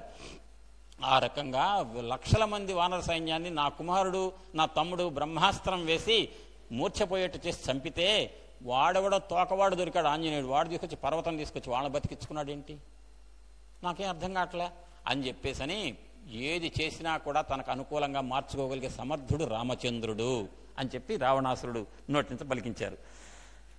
ఆ రకంగా చూడటమైంది. రామచంద్రమూర్తిని శ్రీ మహావిష్ణువుగా దర్శించాడు. 2వ పద్యంలో శ్రీ మహావిష్ణువుగా దర్శించలేక తన ఈ సహజ లక్షణం ఉంది కదా, ఏది శరీర లక్షణం, దాంతో చేతగాని వాడిగా వర్ణించి ఎత్తుగీతిలో మాత్రం వామ్మో ఏదైనా తనకు అనుకూలంగా చేసుకునే మహానుభావుడు రాముడు అని చెప్పేసి అనిపించారు. ఆ రకంగా రాముడు దర్శనమైంది. అయిన తర్వాత అప్పుడు అంటాట రావణాసురుడు, ఏమైతే ఏమైంది కానీ మా ఇద్దరిలో ఎవరో ఒకరు చచ్చిపోవాలి తప్పదు. అదేదో చచ్చిపోయింది, నేను చచ్చిపోతే సరిపోతుంది, ఎందుకంటే నేను ఉండి చేసేది ఒరిగేదే ఉంది, నాకు మొత్తం అన్నీ పోయినాయి అంటే అర్థం ఏంటంటే తన మీద తనకు నమ్మకం వచ్చేసింది. ఎందుకంటే నేను పోక తప్పదు, ఉండేవాడు సత్యం, రామం సత్యపరాక్రమం, ఆయన సత్యపరాక్రమం, నాది సత్యపరాక్రమం కాదు, అసత్యపరాక్రమం, నాది పరాధీనం, ఆయన సత్యం, కాబట్టి అదేదో నేనే పోతే పోతుంది అనేటువంటి మాట ఒకటి అనిపించారు అని ఇక్కడ ఒక పద్యం ఇచ్చారు. రామ రావణ యుద్ధం. అక్కడ ఉంది ఎవరు? రాముడు, పక్కన లక్ష్మణుడు, ఆ పక్కన ఇంకొక్కడున్నాడు ఎవరు? విభీషణుడు. రాముడిని లేపేస్తా, తర్వాత లేపుతా, కానీ ముందు వీళ్ళిద్దరిని లేపాలిగా, లక్ష్మణుడిని విభీషణుని, ఎవరిని లేపితే బెటర్ అని ఆలోచిస్తున్నట. ఈతడు మేఘనాథు వధించెను ముందర వీని చంపుట. మేఘనాథుడు అంటే తన కుమారుడు, నేను గురువు గారు చెప్పారు ఇంద్రజిత్తు. ఇంద్రజిత్తును చంపాడంటే తన కొడుకుని చంపాడంటే అంతకంటే శత్రువు ఎవరు ఉంటారండి? కాబట్టి నా కొడుకుని చంపేశాడు కదా, కాబట్టి ఎవరిని చంపుతా? లక్ష్మణ్ను చంపేస్తా. మేఘనాథుడనే నా కొడుకు ఇంద్రజిత్తును చంపాడే నిన్న, అతన్ని వాళ్ళని చంపేస్తా. అతడు సర్వకారణము అతనే మును సంహరించుట. అసలు ఇంద్రజిత్తు చచ్చిపోయాడు. నిన్ననే గురువుగారు చెప్పారు ఒక మాట, ఏమని? 2 రోజులు గనక కాస్త ఓపిక బట్టి నికుంభిల అనేటువంటి ఆ హోమం గనక, అభిచారిక హోమం గనక చేయటం పూర్తయిందంటే వాడిని ఎవరు చంపలేరు. కానీ ఆ హోమం చేసే స్థలానికి ఎవరు తీసుకెళ్లారు? విభీషణుడు పట్టుకెళ్ళాడు. కాబట్టి నా కుమారుడిని చంపింది లక్ష్మణుడి, కానీ లక్ష్మణుడికి దారి చూపించింది ఎవరు? నా తమ్ముడు, కాబట్టి వాడిని చంపేస్తాం ముందు. కాబట్టి నా కుమారుడిని చంపిన తర్వాత చూసుకుంటా అని ఆ ఇద్దరిలో ఎవరిని చంపాలా అనేటువంటి వ్యావరింగులో ఉండిపోయాటండి రావణాసురుడు. అప్పుడటండి ఈ మాట మాట్లాడుకుంటూ యుద్ధం మొదలు పెడితే రామరావణుల యుద్ధం మొదలైందట. ఆ రామరావణుల యుద్ధం ఏ స్థాయికి చేరిందో అనే మాట ఒక పద్యంలో చెప్తున్నారు. ఇరువురు వేయు బాణముల నెల్ల వియత్తును నిండిపోవగా. ఇద్దరేసే బాణాలతో ఆకాశం నిండిపోయిందట. బాణ పరంపరకు ఆకాశం నిండిపోయిందట. ఆ ఒకదానికొకటి ఢీకొంటే బాణాలు ఇరుగుతాయే, అవి కింద పడిపోతే భూమి నిండిపోయిందట. ఇరువురు వేయు బాణముల నెల్ల వియత్తు నిండిపోవగా విరిగిన ఎట్టి బాణముల పృథ్వీ సమస్తము నిండిపోవగా. పృథ్వీ మొత్తం ఇరిగిపోయిన బాణాలతో నిండిపోయిందట. పైకి విడిచిపెట్టబడ్డ బాణాలతో ఆకాశం నిండిపోయిందట. ఇక ప్లేస్ ఎక్కడుంది? లేక ఏం చేశారట, ఇద్దరు అడ్జస్ట్ అయ్యారట. మన ఇద్దరం బాణం చేతిలో పెట్టుకోకుండా మంత్రంతో చేద్దాం యుద్ధం అనుకున్నారట. అంటే ఈ మంత్రంతో చేసే యుద్ధానికి వస్తువు అవసరంలే, శస్త్రం అక్కర్లే. అస్త్రం అంటే ఏంటంటే మంత్రించి చేసే మంత్రశక్తితో ఎదుటి వాళ్ళని సంహరించడం. ఆ రకంగా యుద్ధం జరుగుతోంది అని చెప్పి అక్కడ ఆ యుద్ధం ఎట్లా జరుగుతుందో అనే దాన్ని విశ్వనాథ వారు ఒక పద్య రూపంలో ఇచ్చారు. సాగరంబు లేదు, రేగు చీకటి లేదు, మిన్ను లేదు మరియు మన్ను లేదు. మిన్ను ఆకాశం లేదు, భూమి లేదు. వారి కలరు బాణ పంజరంబునయందు పోరుచున్న 2 పులులవోలే. 2 పులులు ఒకదానికోటి పోటీ పట్టి పోరాటంలో ఉన్నాయా అన్నట్టుగా వీళ్ళు వేసిన బాణాల వల్ల ఆకాశం నిండిపోయిందట, భూమి నిండిందట. ఒక పెద్ద బాణాలతో ఒక పెద్ద పంజరం ఏర్పడిందట. ఆ పంజరంలో నుంచి జనాలు, ఋషులు ఎవరైతే, మునులు ఎవరైతే ఆ యుద్ధం చుట్టానికి వచ్చారో వాళ్ళకి పంజరంలో ఉన్న 2 పులులు పోరుతున్నట్టుగా అనిపించిందటండి. సాగరంబు లేదు, సముద్రం కనపట్టలే. రేగు చీకటి లేదు, మిన్ను లేదు, ఆకాశం లేదు, మరియు మన్ను లేదు. వారే కలరు బాణపంజరమున ఎందు పోరుచున్న 2 పులులవోలే అని చెప్పారు. ఆ తర్వాత అసుర ప్రయోగించి ఇప్పుడు రావణాసురుడు, రాముడు ఏమేమి అస్త్రాలు వేసుకున్నారు. రావణ బ్రహ్మ మొదట అసురాస్త్రం వేశాట, దానికి విరుడుగా పావకాస్త్రం వేశాట రామచంద్రుడు. మళ్ళీ రావణాసురుడు మయుడిచ్చిన రౌద్రాస్త్రాన్ని వేస్తే అదే రామచంద్రమూర్తి గాంధర్వాస్త్రం వేశారని అదే పద్యంలో చెప్పారు. రావణాసురుడు సౌరాస్త్రం వేస్తే రామచంద్రుడు దానికి విరుడుగా ఒకటే కైకేయి తన పినతల్లి నేర్పినటువంటి ధనుర్విద్యలో కార్ముక శ్లక్షణ విద్యా ప్రభావంతో ఉన్నటువంటి అంబులను వేసి దాన్ని చెండాడాడటండి. ఆ రకంగా రామరావణుల మధ్య యుద్ధం జరిగింది. ఆ యుద్ధం జరుగుతుంటే దాని రావణాసురుడు అన్న మాట ఏంటంటే, రామచంద్రమూర్తి వేసే బాణాల ధాటికట నివ్వెరపోతున్నట్ట. బమ్మెరవోయ రావణుడు బ్రహ్మయు చేయగలగజాలడి పనిన్. అసలు నమ్మశక్యంగా ఉండలేదు. బ్రహ్మగారే, చతుర్ముఖ బ్రహ్మగారే చేయలేరు. అంటే చతుర్ముఖ బ్రహ్మగారు ఎవరు కొడుకు అండి? విష్ణువు కొడుకు. కానీ రావణాసురుడి దృష్టిలో రాముడు ఎవరు? ఆఫ్టర్ ఆల్ నరుడు. ఇంకా ఈ శరీర లక్షణం ఎక్కడికి పోయింది? కాబట్టి నన్ను ఈ నరుడు అనేటువంటి రాముడిని పుట్టించిన బ్రహ్మగారికే సాధ్యం కాదే, ఇంత గొప్ప యుద్ధం ఎట్ట చేస్తున్నాడు రా అని అనుకున్నట్ట. ఇక అప్పుడు రామచంద్రమూర్తితో చేసే యుద్ధంలో రిజల్ట్ దొరకట్లే. ఎంత చేస్తే తుత్తినేలు చేస్తున్నాడు రాముడు. ఇక నెక్స్ట్ ఎమ్మటే మూడు డైవర్ట్ చేసుకున్నాడు. ఏంటి? లక్ష్మణ స్వామిన విభీషణ ఎవరినో చంపాలి అని చెప్పేసి ఇక్కడ ఇక్కడ ఒక సీస పద్యం ఉంది. ఆ పద్యంలో చాలా గొప్ప వర్ణన. వీడుగా ఇంద్రజిత్ వేల్చు కందువ చెప్పి వీడు దైత్య కులంబు వేరు పురువు అంటే ఎవరి గురించి చెప్తున్నాడు? ఇంద్రజిత్ అనే నా కుమారుణ్ణి చంపించడం కోసం నా కుమారుడు యొక్క అభిచార హోమం, నికుంభిల హోమం అనేటువంటి దాని యొక్క రహస్యాన్ని చెప్పి నా కుమారుడు చంపబడటానికి కారణమైన వాడెవరు? నా తమ్ముడు విభీషణుడు. కాబట్టి వీడుగా ఇంద్రజి వేల్చు కందువ చెప్పి, వేల్చు కందువ అంటే చంపటానికి వాడి చావు వెనకున్న రహస్యం. వేల్చు కందువ చెప్పే వీడు దైత్య కులంబు వేరు పురువు. వేరు పురువు అంటే వేరు చేసే పురుగు ఏది? చెద పురుగు. అంటే నా రాక్షస కులానికి చెడపురుగు ఎవరంటే, చీడపురుగు ఎవరంటే నా తమ్ముడు విభీషణుడు. ఎందుకు? నా రాక్షస కులానికి నా కుమారుడు ఇంద్రజిత్తు లాంటి సాహసోపేతుడినే దొంగ దెబ్బ తీసి హోమం చేసే అడ్రస్ చెప్పి చంపించాడు. కాబట్టి విభీషణుడు నా తమ్ముడిని చంపేయాలి ముందు.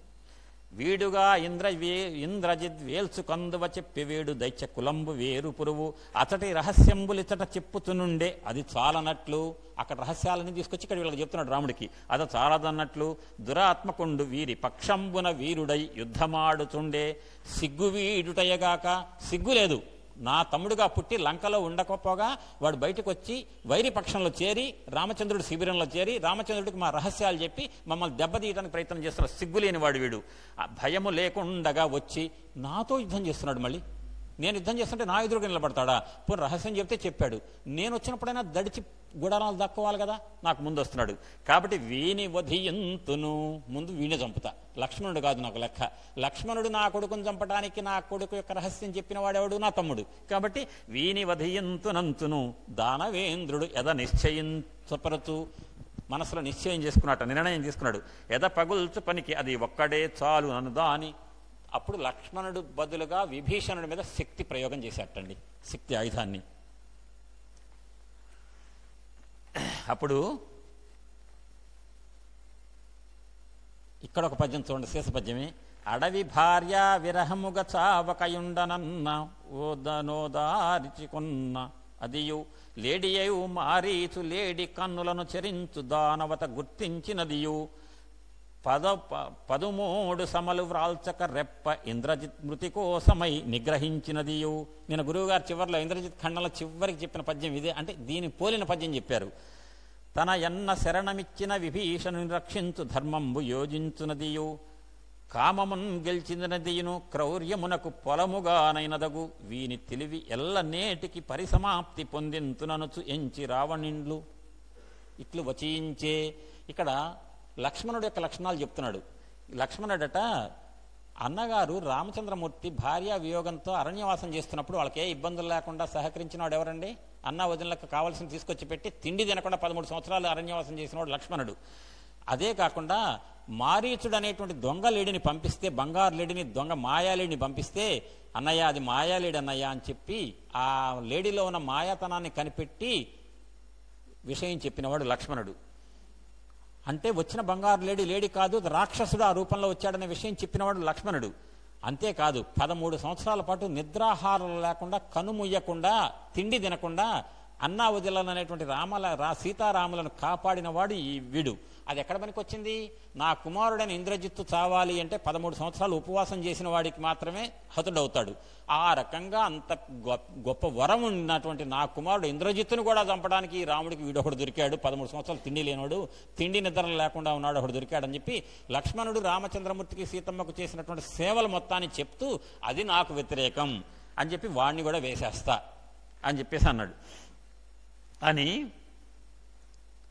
అంత మయ నిర్మితంబగు అష్టఘంటాకమ్ము అసని మహాస్వనంబు ప్రళయకాలాసి విషాకృతి దాల్చిన రుద్రుని వంటిదియు రావణ బాహు సర్వ వేగోతృష్టంబునయు మహాశక్తి లక్ష్మణుడి గుండెకు సూటిగా వచ్చు. ఈ మధ్యలో జరిగింది ఏంటంటే విభీషణుడి మీదకు శక్తి వేశాడు.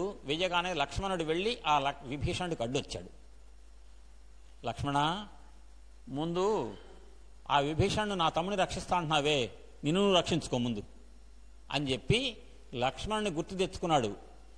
అరే నువ్వు మాత్రం నాకేం తక్కువేం చేయలే, నా కుమారుడు ఇంద్రజిత్తు చచ్చిపోవటానికి నా తమ్ముడు రహస్యం ఇచ్చినప్పటికి కూడా చంపాలి అంటే నీకు ఒక అర్హత ఉండాలిగా. అంటే 13 సంవత్సరాలు తిండి నిద్ర లేకుండా సీతారాములు వనవాసంలో ఉన్నప్పుడు ఉండి నా కుమారుడిని చంపడానికి తగిన అర్హత సిద్ధింపజేసుకున్నాడు ఇరా నువ్వు. కాబట్టి నా కొడుకు చచ్చిపోయాడు అంటే ఇద్దరున్నారు. ఒకడేంటే రహస్యం చెప్పిన నా తమ్ముడు విభీషణుడు, దానికి తగిన అర్హతతో కూడుకున్నటువంటి నిద్రాహారాలు మాని తపస్సులో ఉన్నటువంటి గొప్ప వ్యక్తివి నువ్వు. కాబట్టి నా కుమారుడు చావుకు కారణం మీ ఇద్దరు. నువ్వు నా తమ్ముడికి నేను వేద్దాము శక్తి అంటే నువ్వు అడ్డుపడతావా, ముందు నువ్వు రక్షించుకో అని చెప్పేసి అని లక్ష్మణుడి మీద వేసేటండి శక్తి ఆయుధం. ఆ శక్తి ఆయుధం గురించి విశ్వనాథ వారు చెప్తారు. గణగణలాడుచు చెన్మిదగు గంటలతోడ, గణగణలాడుచు ఎన్మిదగు గంటలతోడ మహాహివోలి లక్ష్మణుడు సవచ్చుచున్న తగు శక్తినిగాంచి రఘుద్వహుండు లక్ష్మణునకు ఎల్ల స్వస్తియగుగాక. ఎంత గొప్ప మాట! లక్ష్మణునకు ఎల్ల స్వస్తియగుగాక అటంచనే అంతలోన లక్ష్మణుని యురంబు భగ్నముగ సల్పెను శక్తి అతండు త్రెళ్ళగన్. శక్తి విసిరేసేటండి లక్ష్మణుని మీదకు రావణాసురుడు. వెయ్యగానే స్వస్యస్తు లక్ష్మణాయేతి మోఘాబహతోద్యమా అన్నారు వాల్మీకి మహర్షి రామాయణంలో. అంటే లక్ష్మణస్వామి మీద శక్తి ఎప్పుడైతే ప్రయోగించబడిందో లక్ష్మణుడు చచ్చిపోతాడేమో అని భయంతో రామచంద్రునికి నీకు స్వస్తి ఎగుగాక, నీకు స్వస్తి ఎగుగాక అన్నట్ట. అంటే భయంకరమైన ఉత్పాతం వచ్చినప్పుడు, ఇబ్బంది కలిగినప్పుడు ఆ ఇబ్బందికి తగినటువంటి పరిష్కారం లేకపోతే భగవంతుడు నామాన్ని స్మరిస్తే చాలట, భగవంతుడే కాపాడతాడు. భగవంతుడు ఎవరు? సాక్షాత్తు రాముడే భగవంతుడు. స్వస్తి ఎగుగాక అన్నట్ట. అప్పుడు ఇంత స్వస్తి అని అంటుంటే ఆ మాట యొక్క వేగానికంటే ఎక్కువ వేగంతో శక్తి వెళ్ళిందటండి లక్ష్మణుడి దగ్గరికి. చూడండి ఎంత వింతగా ఉందో. లక్ష్మణుడి మీదకి వేసిన శక్తి రావణాసురుడు వేస్తే అది లక్ష్మణుడి యొక్క గుండెకి తగిలిందట. మరి రామచంద్రమూర్తి స్వస్తి ఎగుగాక అన్నాడు కదా. స్వస్తి ఎగుగాక అనే మాట అనే ఆశీర్వచనం కూడా ఈ శక్తి ప్రయాణానికి తగిన వేగానికంటే తక్కువ వేగంతో ఉందట. కాబట్టి ఎక్కువ వేగం కలిగిన శక్తి వెళ్ళి లక్ష్మణుడి గుండెకి తగిలిందటండి. అప్పుడటండి రావణ బ్రహ్మ వేసిన శక్తికి లక్ష్మణుడు పడిపోతే చచ్చిపోయాడు అన్నట్టుగానే కనిపించాట లక్ష్మణుడు. ఇక రాముడి విలాపం ఇంత అంతా కాదు. కళ్ళు ఎర్ర చేసుకొని చూస్తే రామచంద్రుడికి తన తమ్ముడైన లక్ష్మణుడి మీద శక్తి వేశా కదా, లక్ష్మణుడు చచ్చిపోయాడు కాబట్టి రాముడు నన్ను వదిలిపెట్టాడు అని భయం వేసి వెళ్ళిపోయాటండి, పారిపోయాడు రావణాసురుడు. అప్పుడు ఒక చిన్న 2-3 పద్యాలు.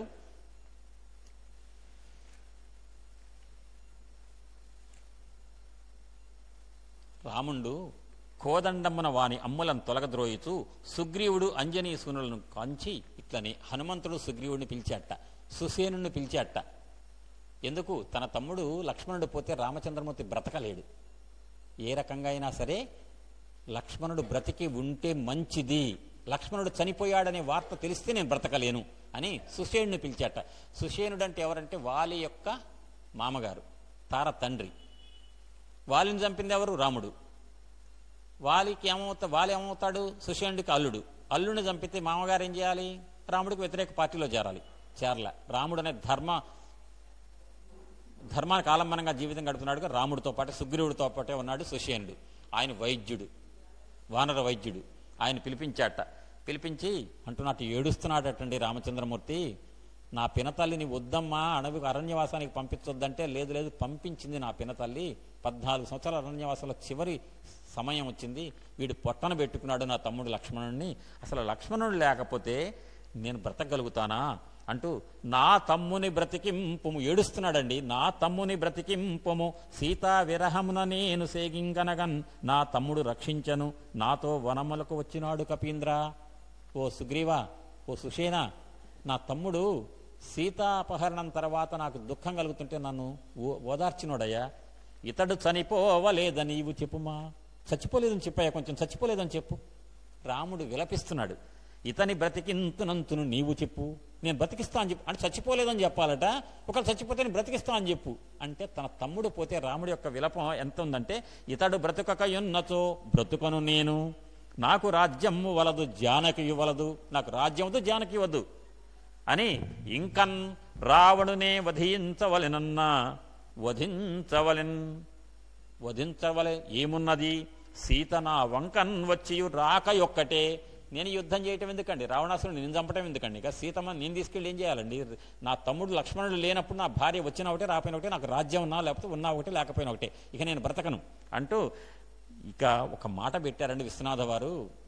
నిజంగా ఈ పద్యం యొక్క అర్థాన్ని మనసులో ఊహించుకొని చదివితే కళ్ళ వెంట నీళ్లు రావటం తప్పదు, గొంతు గాద్యతకం కాక తప్పదు.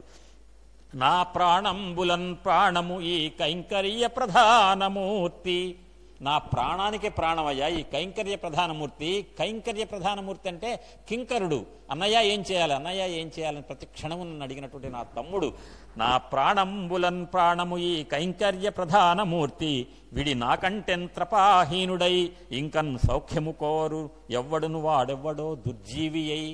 ఇటువంటి నా తమ్ముడు కైంకర్య ప్రధానమూర్తి అని నా తమ్ముడు లక్ష్మణుడు చచ్చిపోయిన తర్వాత ఇంకా నేను నా జానకి కావాలి, నాకు రాజ్యం కావాలని చెప్పి కనుక అంటే నాకట సిగ్గుహీనుడు ఇంకొకటి ఉండదు. త్రపాహీనుడై. విశ్వనాథ వారి పద్యాలలో కొన్ని గట్టి విచిత్రమైన పదాలు ఉంటాయి. నాకంటెన్ త్రపాహీనుడై ఇంకన్ సౌఖ్యము కోరునెవ్వడును వాడెవ్వరో దుర్జీవి అయి.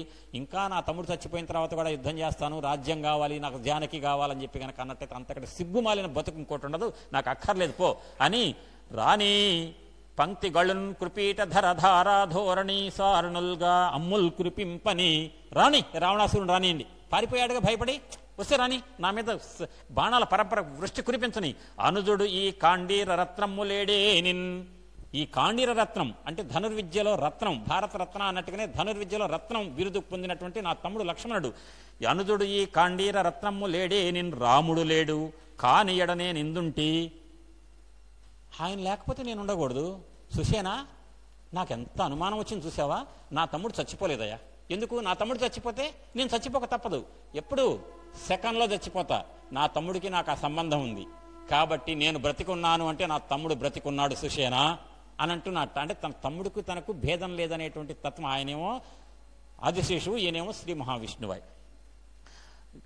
అనుజుడు ఈ కాండీర రత్నము లేడే నిన్ రాముడు లేడు కానియడనే నిందుంటివాడున్ సుషేనా నీవున్ పరికించి చెప్పగదే ఉన్నాడంతు వైద్యోత్తమా. ఓ వైద్యశ్రేష్ఠుడా, ఓ సుషేనా, నా తమ్ముడు పరీక్షించి బ్రతికున్నాడని చెప్పాయి ఒక్క మాట అనగానే కొన్ని పద్యాల్లో చెప్పారండి.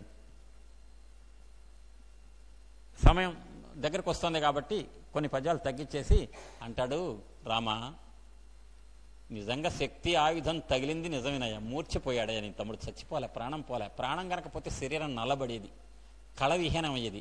కళ తగ్గలేదు, నల్లబడలేదు. కాబట్టి నీ తమ్ముడు చచ్చిపోలేదు, మూర్ఛపోయాడు. ప్రాణాన్ని 10 భాగాలు చేస్తే 10వ భాగం మిగిలి ఉండగా కనుక సంజీవుని పర్వతం తెచ్చినట్టయితే బ్రతుకుతాడు. ప్రాణం అయితే పోలే, కోమా స్టేట్ ఆల్మోస్ట్. కాబట్టి ఆంజనేయ స్వామి వారిని పంపించేసి హనుమంతుని పంపించి సంజీవుని పర్వతం తెప్పించండి. నిన్న గురువుగారు ఒకసారి తెప్పించారు కదా, అట్టనే హనుమంతుని పంపించి సంజీవుని పర్వతం ఆ విశల్యకరణి చెప్పారు కదా 4 రకాల మూలికలు, ఆ మూలికలు ఉన్నటువంటి పర్వతం తీసుకురమ్మను అని చెప్తే ఇక్కడ చెన్నాడు హనుమంతుడు వెళ్ళాడట. మనోజవం మారుత తుల్య వేగం జితేంద్రియం బుద్ధిమతాం వరిష్టం వాతాత్మజం వానరయుధ ముఖ్యం శ్రీరామదూతం శిరసా నమామి. ఆ మహానుభావుడు మనస్సు అనే వేగంతో సవేగ వాన్వేగ సమాహితాత్మ హర పరవీరహంత మనస్సమాధాయ మహానుభావో జగామలంకాం మనస్వి అని చెప్పేసి వాల్మీకి రామాయణంలో కిష్కింధాకాండలో చివరి శ్లోకం చెప్తారు. మనస్సు చుట్టే లంకకు వెళ్ళిపోయాట సీతాన్వేషణ కోసం ఆంజనేయుడు. అప్పటికి సుందరకాండకు ముందే కిష్కింధాకాండ చివరిలో. ఆ రకంగా ఆంజనేయ స్వామి వరకు ఒక పనొప్ప చెప్తే మనస్సు వేగంతో వెళ్తారు అని. వాయు వేగంతో వెళ్ళాడు ఆంజనేయుడు. వెళ్ళి వచ్చన్ మారుతి తెచ్చే పర్వతము.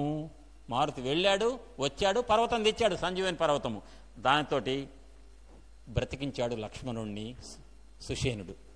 వెంటనే రామచంద్రమూర్తి అంటున్నట లక్ష్మణుణ్ణి, అన్నా నీవును చన్ననాకికను రాజ్యం వేలా, నువ్వు చచ్చిపోతే నాకెందుకయ్యా రాజ్యం, సీత నాకెందుకయ్యా అని చెప్పేసి అంటే, అన్నయ్య ఇవన్నీ వద్దు, నేను బ్రతికున్నా కదా, నేను బ్రతికుంటామే నీకు కావాల్సింది జరిగింది కదా, ఇప్పుడు ఇక రావణాసురుడిని వదిలిపెట్టద్దు, రావణాసురుడి సంగతి పడదాం అని చెప్పేసి యుద్ధం ప్రకటించడానికి రావణాసురుడిని ఏ రకంగా చంపాలి అని అంటున్నాడు లక్ష్మణుడు.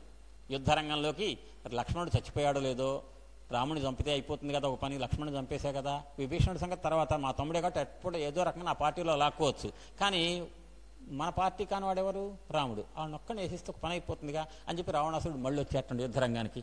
వచ్చేసి సరథుండై చనుదెంచ రావణుడు, మళ్ళీ రథం ఎక్కుచ్చేసేట. భయం పోయింది, ఒక గ్యాప్ వచ్చింది, ఒక గంట. ఈ లోపల ఆంజనేయ స్వామి వారితో మూలికలు తిప్పడం, లక్ష్మణుని బ్రతికించడం అయిపోయింది. సరథుండై చనుదెంచ రావణుడు. ఆ తర్వాత వచ్చుతూనే దశాననుడు బాణములను రఘురాము మేనుకను గుర్తుతూ వస్తూనే రావణాసురుడు రామచంద్రమూర్తి మీద బాణాలు వేసుకుంటూనే వచ్చాట. అప్పుడు ఆ సమయంలో ఒక గొప్ప విషయం జరిగింది.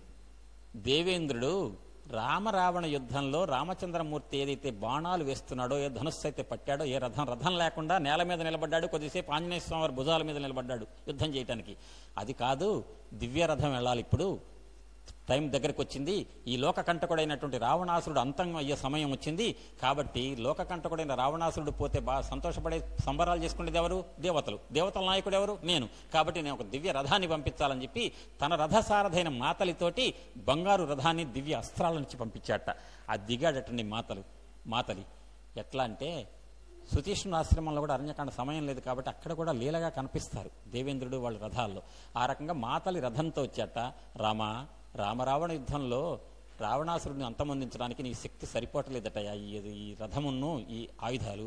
కాబట్టి దేవేంద్రుడు నన్ను రథసారథిగా ఉండి, ఆ దేవేంద్రుడు వృత్రాసురుడు లాంటి గొప్ప రాక్షసులను చంపడానికి రథాన్ని నడిపింది నేను, కాబట్టి నన్ను పంపించాడయ్యా రథసారథ్యం చేసి రామరావణ యుద్ధాన్ని కొనసాగింప చెయ్యని చెప్పి నన్ను పంపించాడు, స్వీకరించు దయతో అన్నట్ట. అప్పుడు ఆ ఇంద్రుడు పంపించినటువంటి రథాన్ని, మాతలిని మొత్తాన్ని స్వీకరించాట రామచంద్రమూర్తి. అప్పుడు రామరావణ యుద్ధం జరుగుతుంది.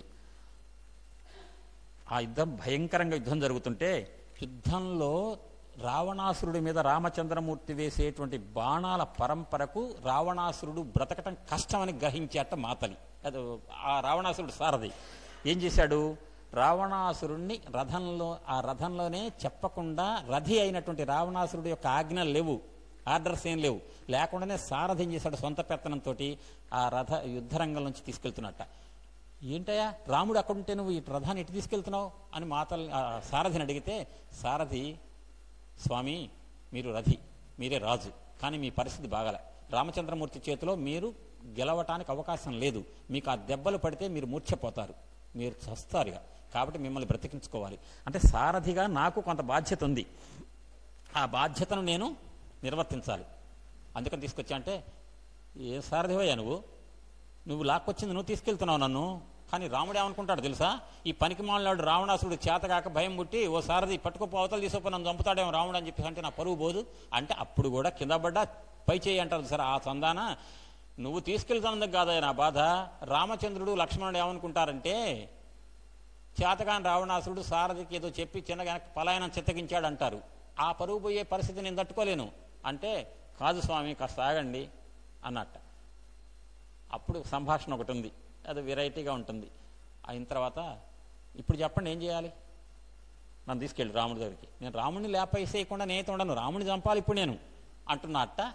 యుద్ధరంగంలోంచి చివరికి తీసుకెళ్లబడినటువంటి ఎంతో దూరంలోకి తీసుకెళ్లబడిన రథంలో ఉన్న రావణాసురుడు తన సారథితో అంటున్నాడు, నన్ను అక్కడికి పట్టుకెళ్ళంటే, సరే స్వామి మీరు ఇందాకైతే మీ పరిస్థితి బాగాలే పట్టుకొచ్చా, ఇప్పుడు మళ్ళీ పట్టుకెళ్ళమంటున్నారుగా తీసుకెళ్తా. ఈ మధ్యలో జరిగిందటువంటి గొప్ప విషయం ఏంటంటే, మహానుభావుడు దిగాడు ఆకాశంలో. ఈ రామరావణ యుద్ధాన్ని చూడటానికి దేవతలంతా కూడా పుంఖానుపుంఖాలుగా, అంటే ఎంతో సంఖ్యలో దేవతలు ఆకాశ మార్గంలో ఉండి చూస్తున్నారట రామరావణ యుద్ధాన్ని. రామరావణ యుద్ధం అంటే ఏంటండి,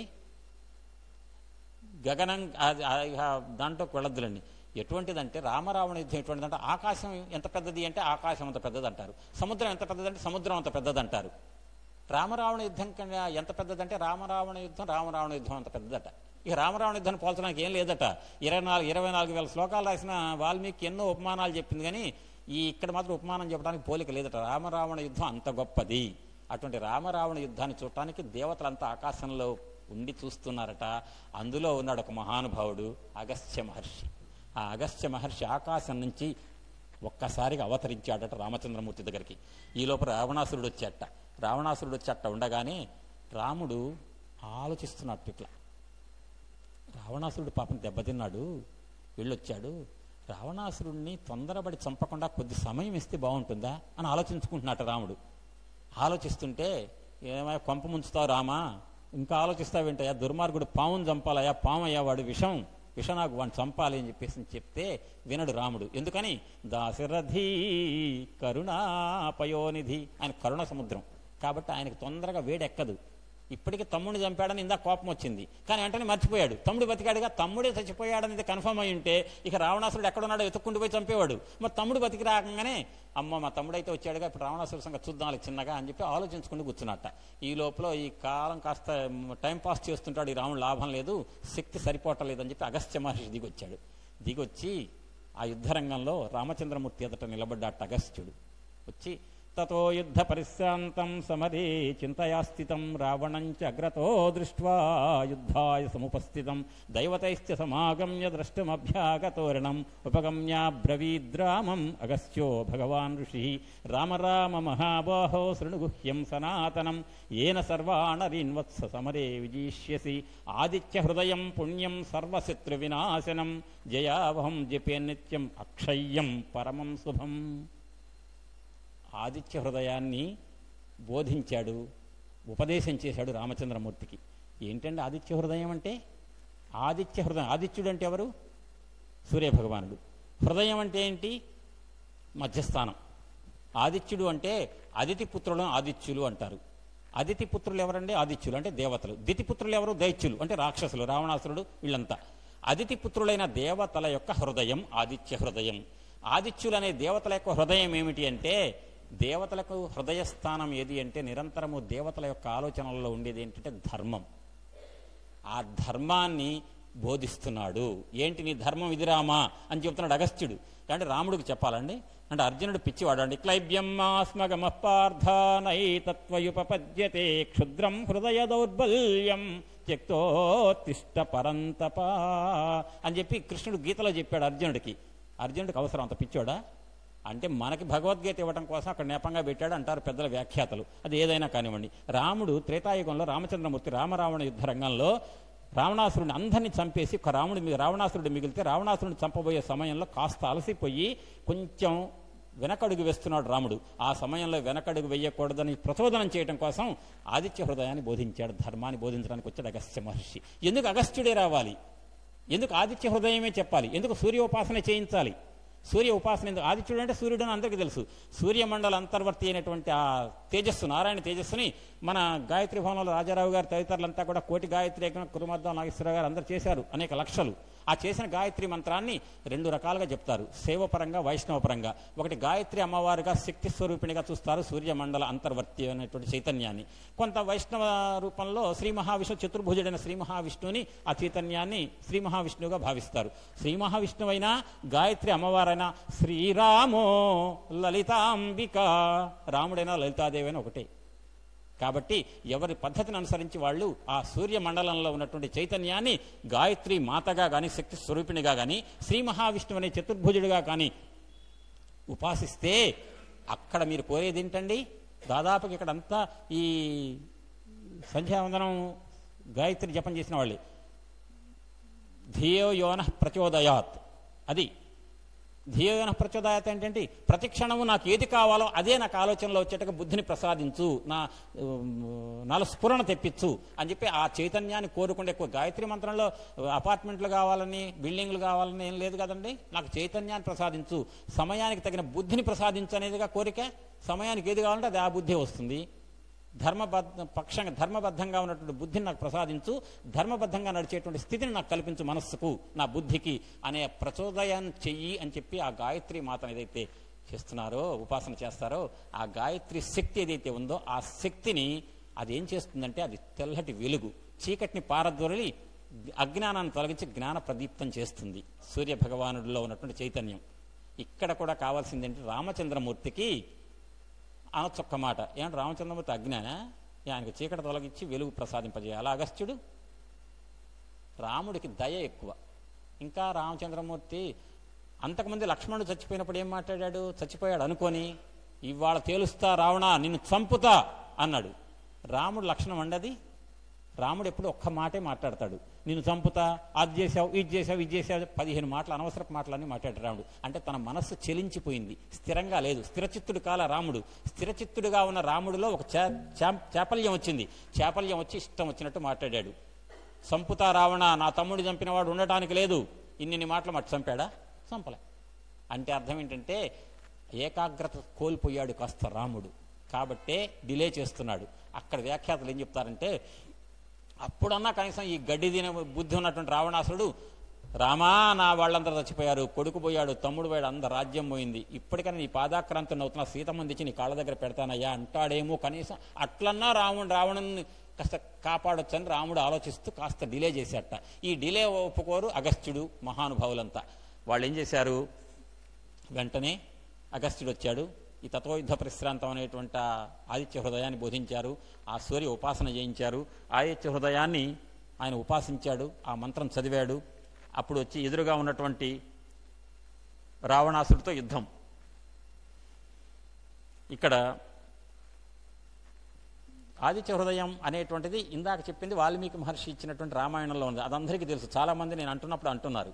కానీ అహరాగమునందు అవ్యక్తమున నుండి వ్యక్తంబు సర్వంబు ప్రభవమందే ఆదిత్య మూలం మహస్సు వ్యక్తం మెల్ల ఆదిత్య హేతువై అవఘళించు ఆదిత్యుడనగను అగ్ని తేజస్సు చైతన్యము ప్రాణంబు తనుగతంబు అతడు అగ్నిహోత్రంబు ఆతడే క్రతువులు ఆతడే ఆయువు అతడే మృత్యువు అతడే కర్మ ప్రబోధకుడు అతడే నిద్ర మరియు ఋతువులు అతడే సంవత్సరంబు అతడే పూర్వాద్రియును పశ్చిమాద్రి అతడే పూషుడు గభస్తిమంతుడు అంభోజహితుడు ఖగపూషా గభస్తిమాన్. ఆదిత్య హృదయంలో ఉంది కదా. అంటే సూర్యుడికున్న 12 పేర్లు, నెలకొక రాశిలోకి వెళ్తాడు, ఆ రకంగా 12 పేర్లు పెట్టాడు. 123 పేర్లతో సూర్యభగవానుడుకున్న పేర్లన్నీ గుదిగుర్చబడినటువంటి స్తోత్రం ఏంటంటే ఆదిత్య హృదయ స్తోత్రం. ఆ రకంగా ఆదిత్య హృదయ స్తోత్రాన్ని గనక ఎవరైనా ఉపాసన చేసి చదివితే ఎటువంటి రోగాలైనా మటుమాయమైపోయి ఆరోగ్యం చేకూరుతుందని చెప్పి పెద్దలు చెప్తుంటారు. అంత గొప్పది ఆదిత్య హృదయం. ఆ ఆదిత్య హృదయాన్ని విశ్వనాథ సత్యనారాయణ గారు ఇక్కడ ఇంద్రాది దిక్పాలు ఈశ కేశవ పద్మభవులును స్కందుండు వసుమనువులు మనుజ యక్షులు సాధ్యమండలియు మరుత్తులు అహులు పిశాచమ్ములు అదితిసుతులు శంభుండురు యజుస్సామములు త్వష్టయు దైత్యులు అసురులు దానవులు తిమిర గర్భుండు హృద్దీపిత నారాయణుండును మరియు మార్తాండురతడు అని చెప్పి అతడే సృజించు రక్షించునతడే చంపు. అంటే సృష్టి స్థితి లయాలు 3 చేసే పరబ్రహ్మ తత్వమే ఆ నారాయణ సూర్యమండలంలో ఉన్నటువంటి చైతన్యం, శ్రీ మహావిష్ణు యొక్క చైతన్యం. ఆ గాయత్రి శక్తి అంటే ఎవరంటే, గాయత్రి పరాదేవత ఎవరంటే శ్రీమన్నారాయణ యొక్క శక్తి స్వరూపిణి. కాబట్టి ఆ శక్తి స్వరూపిణి పరబ్రహ్మ యొక్క శక్తి, ఆ శక్తి లలిత త్రిపుర సుందరి. ఆ త్రిపుర సుందరి యొక్క వైభవాన్ని మీ అందరికీ ఇచ్చినవాడు ఎవరండి? హయగ్రీవుడి ద్వారా విని శ్రీమాతా శ్రీ మహారాజ్ఞి శ్రీమత్సింహాసనేశ్వరీ చిదగ్నికుండ సంభూత దేవకార్య సముద్యత ఎవరు? అగస్త్య హయగ్రీవ అగస్త్య సంవాదే ఇది శ్రీ బ్రహ్మాండ పురాణే అన్నారు కదా. ఆ అగస్త్యుడు ఎవరైతే అమ్మవారి యొక్క తత్వాన్ని తెలుసుకోవడానికి హయగ్రీవుడిని ఆశ్రయించాడో ఆ అగస్త్యుడే వచ్చి రామచంద్రమూర్తికి ఆదిత్య హృదయాన్ని బోధించాడండి. అటువంటి అగస్త్యుడే ఎందుకు రావాల్సి వచ్చిందని ఒక్క మాట చెప్తాను. అగం స్తబ్నాతి ఇది అగస్త్య అన్నారు. ఎందుకంటే ఇక్కడ గొప్ప పద్యం ఇచ్చారు. ధీమహితంబు సృష్టిని స్థితిం ఘటియిల్లగ చేయు విష్ణుతేజో మహితుండు దానవ నిషూదనుడు అంబుజ బంధుకాంతి కాలామిత వేగ చాలనము ఆపగ ఎంచిన వింధ్య పర్వత గ్రామణి గుంజు తీసిన అగస్త్యుడు. ఏం పద్యం అండి ఇది! రాముని ముందు నిల్చుతున్ అంటే అగస్త్యుడు వచ్చి రాముడి ముందు నిలబడ్డాడు ఆదిత్య హృదయాన్ని బోధించడానికి అని చెప్పడానికి విశ్వనాథ సత్యనారాయణ గురువు గారు ఇచ్చిన పద్యం. మళ్ళొక్కసారి ధీమహితంబు సృష్టిని స్థితిం ఘటియిల్లగ చేయు విష్ణు తేజో మహితుండు దానవ నిషూదనుడు అంబుజ బంధుకాంతి కాలామిత వేగ చాలనము ఆపగ ఎంచిన వింధ్య పర్వత గ్రామణి గుంజు తీసిన అగస్త్యుడు రాముని ముందు నిల్చుతున్.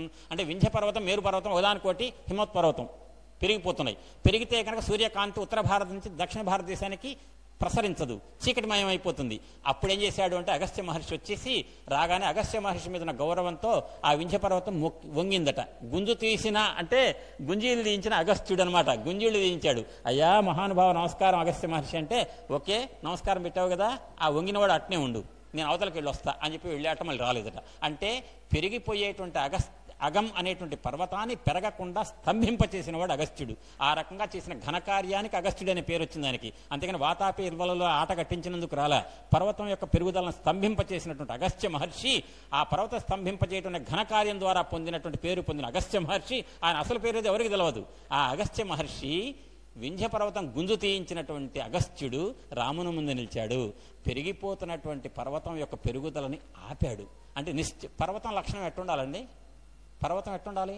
నిశ్చలంగా ఉండాలి, పెరగకూడదు. కానీ నిశ్చలంగా ఉండవలసింది పెరుగుతుంటే ఊరుకుంటాడు అగస్త్యుడు? ఊరుకోలే, నిశ్చలంగా ఉంచాడు.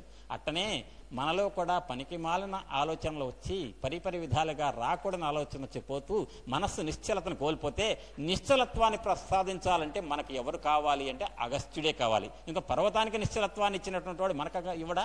మనకిస్తాడు. మనందరికీ కూడా త్రేతాయుగంలో ఉన్న లోకకంటకుడైన రావణాసుని వధించడానికి విష్ణువే దిగి ఏదైతే రామావతారంలో వచ్చాడో ఆ రాముడు లోకకంటకుడైన రావణాసుని వధించకుండా కాలయాపన చేస్తూ ఆలోచిస్తుంటే, రామా నువ్వు నిశ్చలత్వాన్ని కోల్పోయావయ్యా, కాబట్టి నీకు వెంటనే ఒక ఉపదేశం కావాలి అని ఇచ్చాట.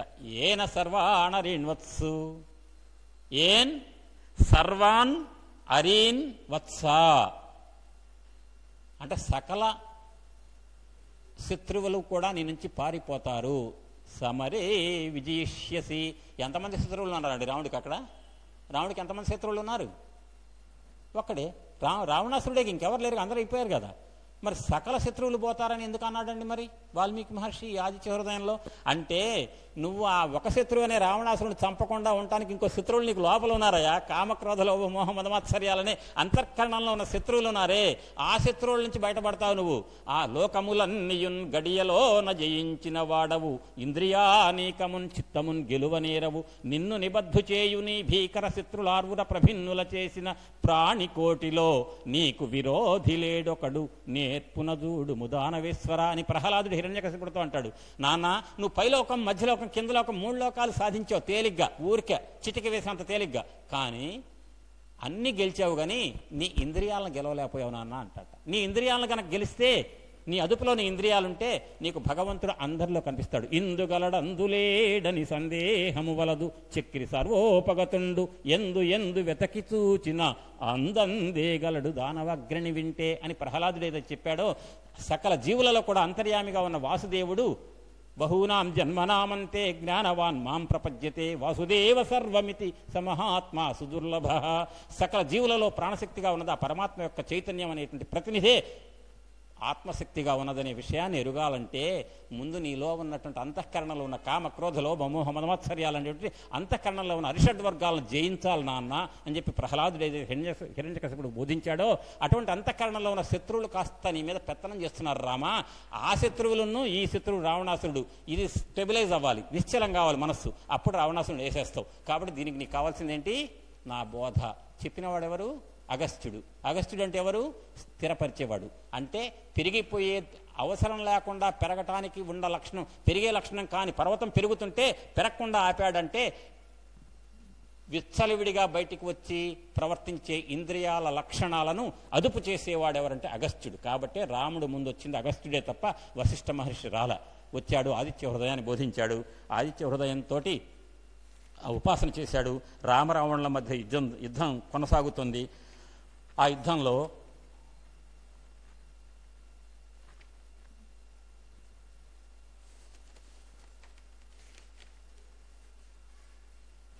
ఇక్కడ చూడండి, ఒక మాట అంటారు విశ్వనాథ సత్యనారాయణ గారు, రావణు సంహరించుటకు రాముడు నిశ్చయంబునర్చే.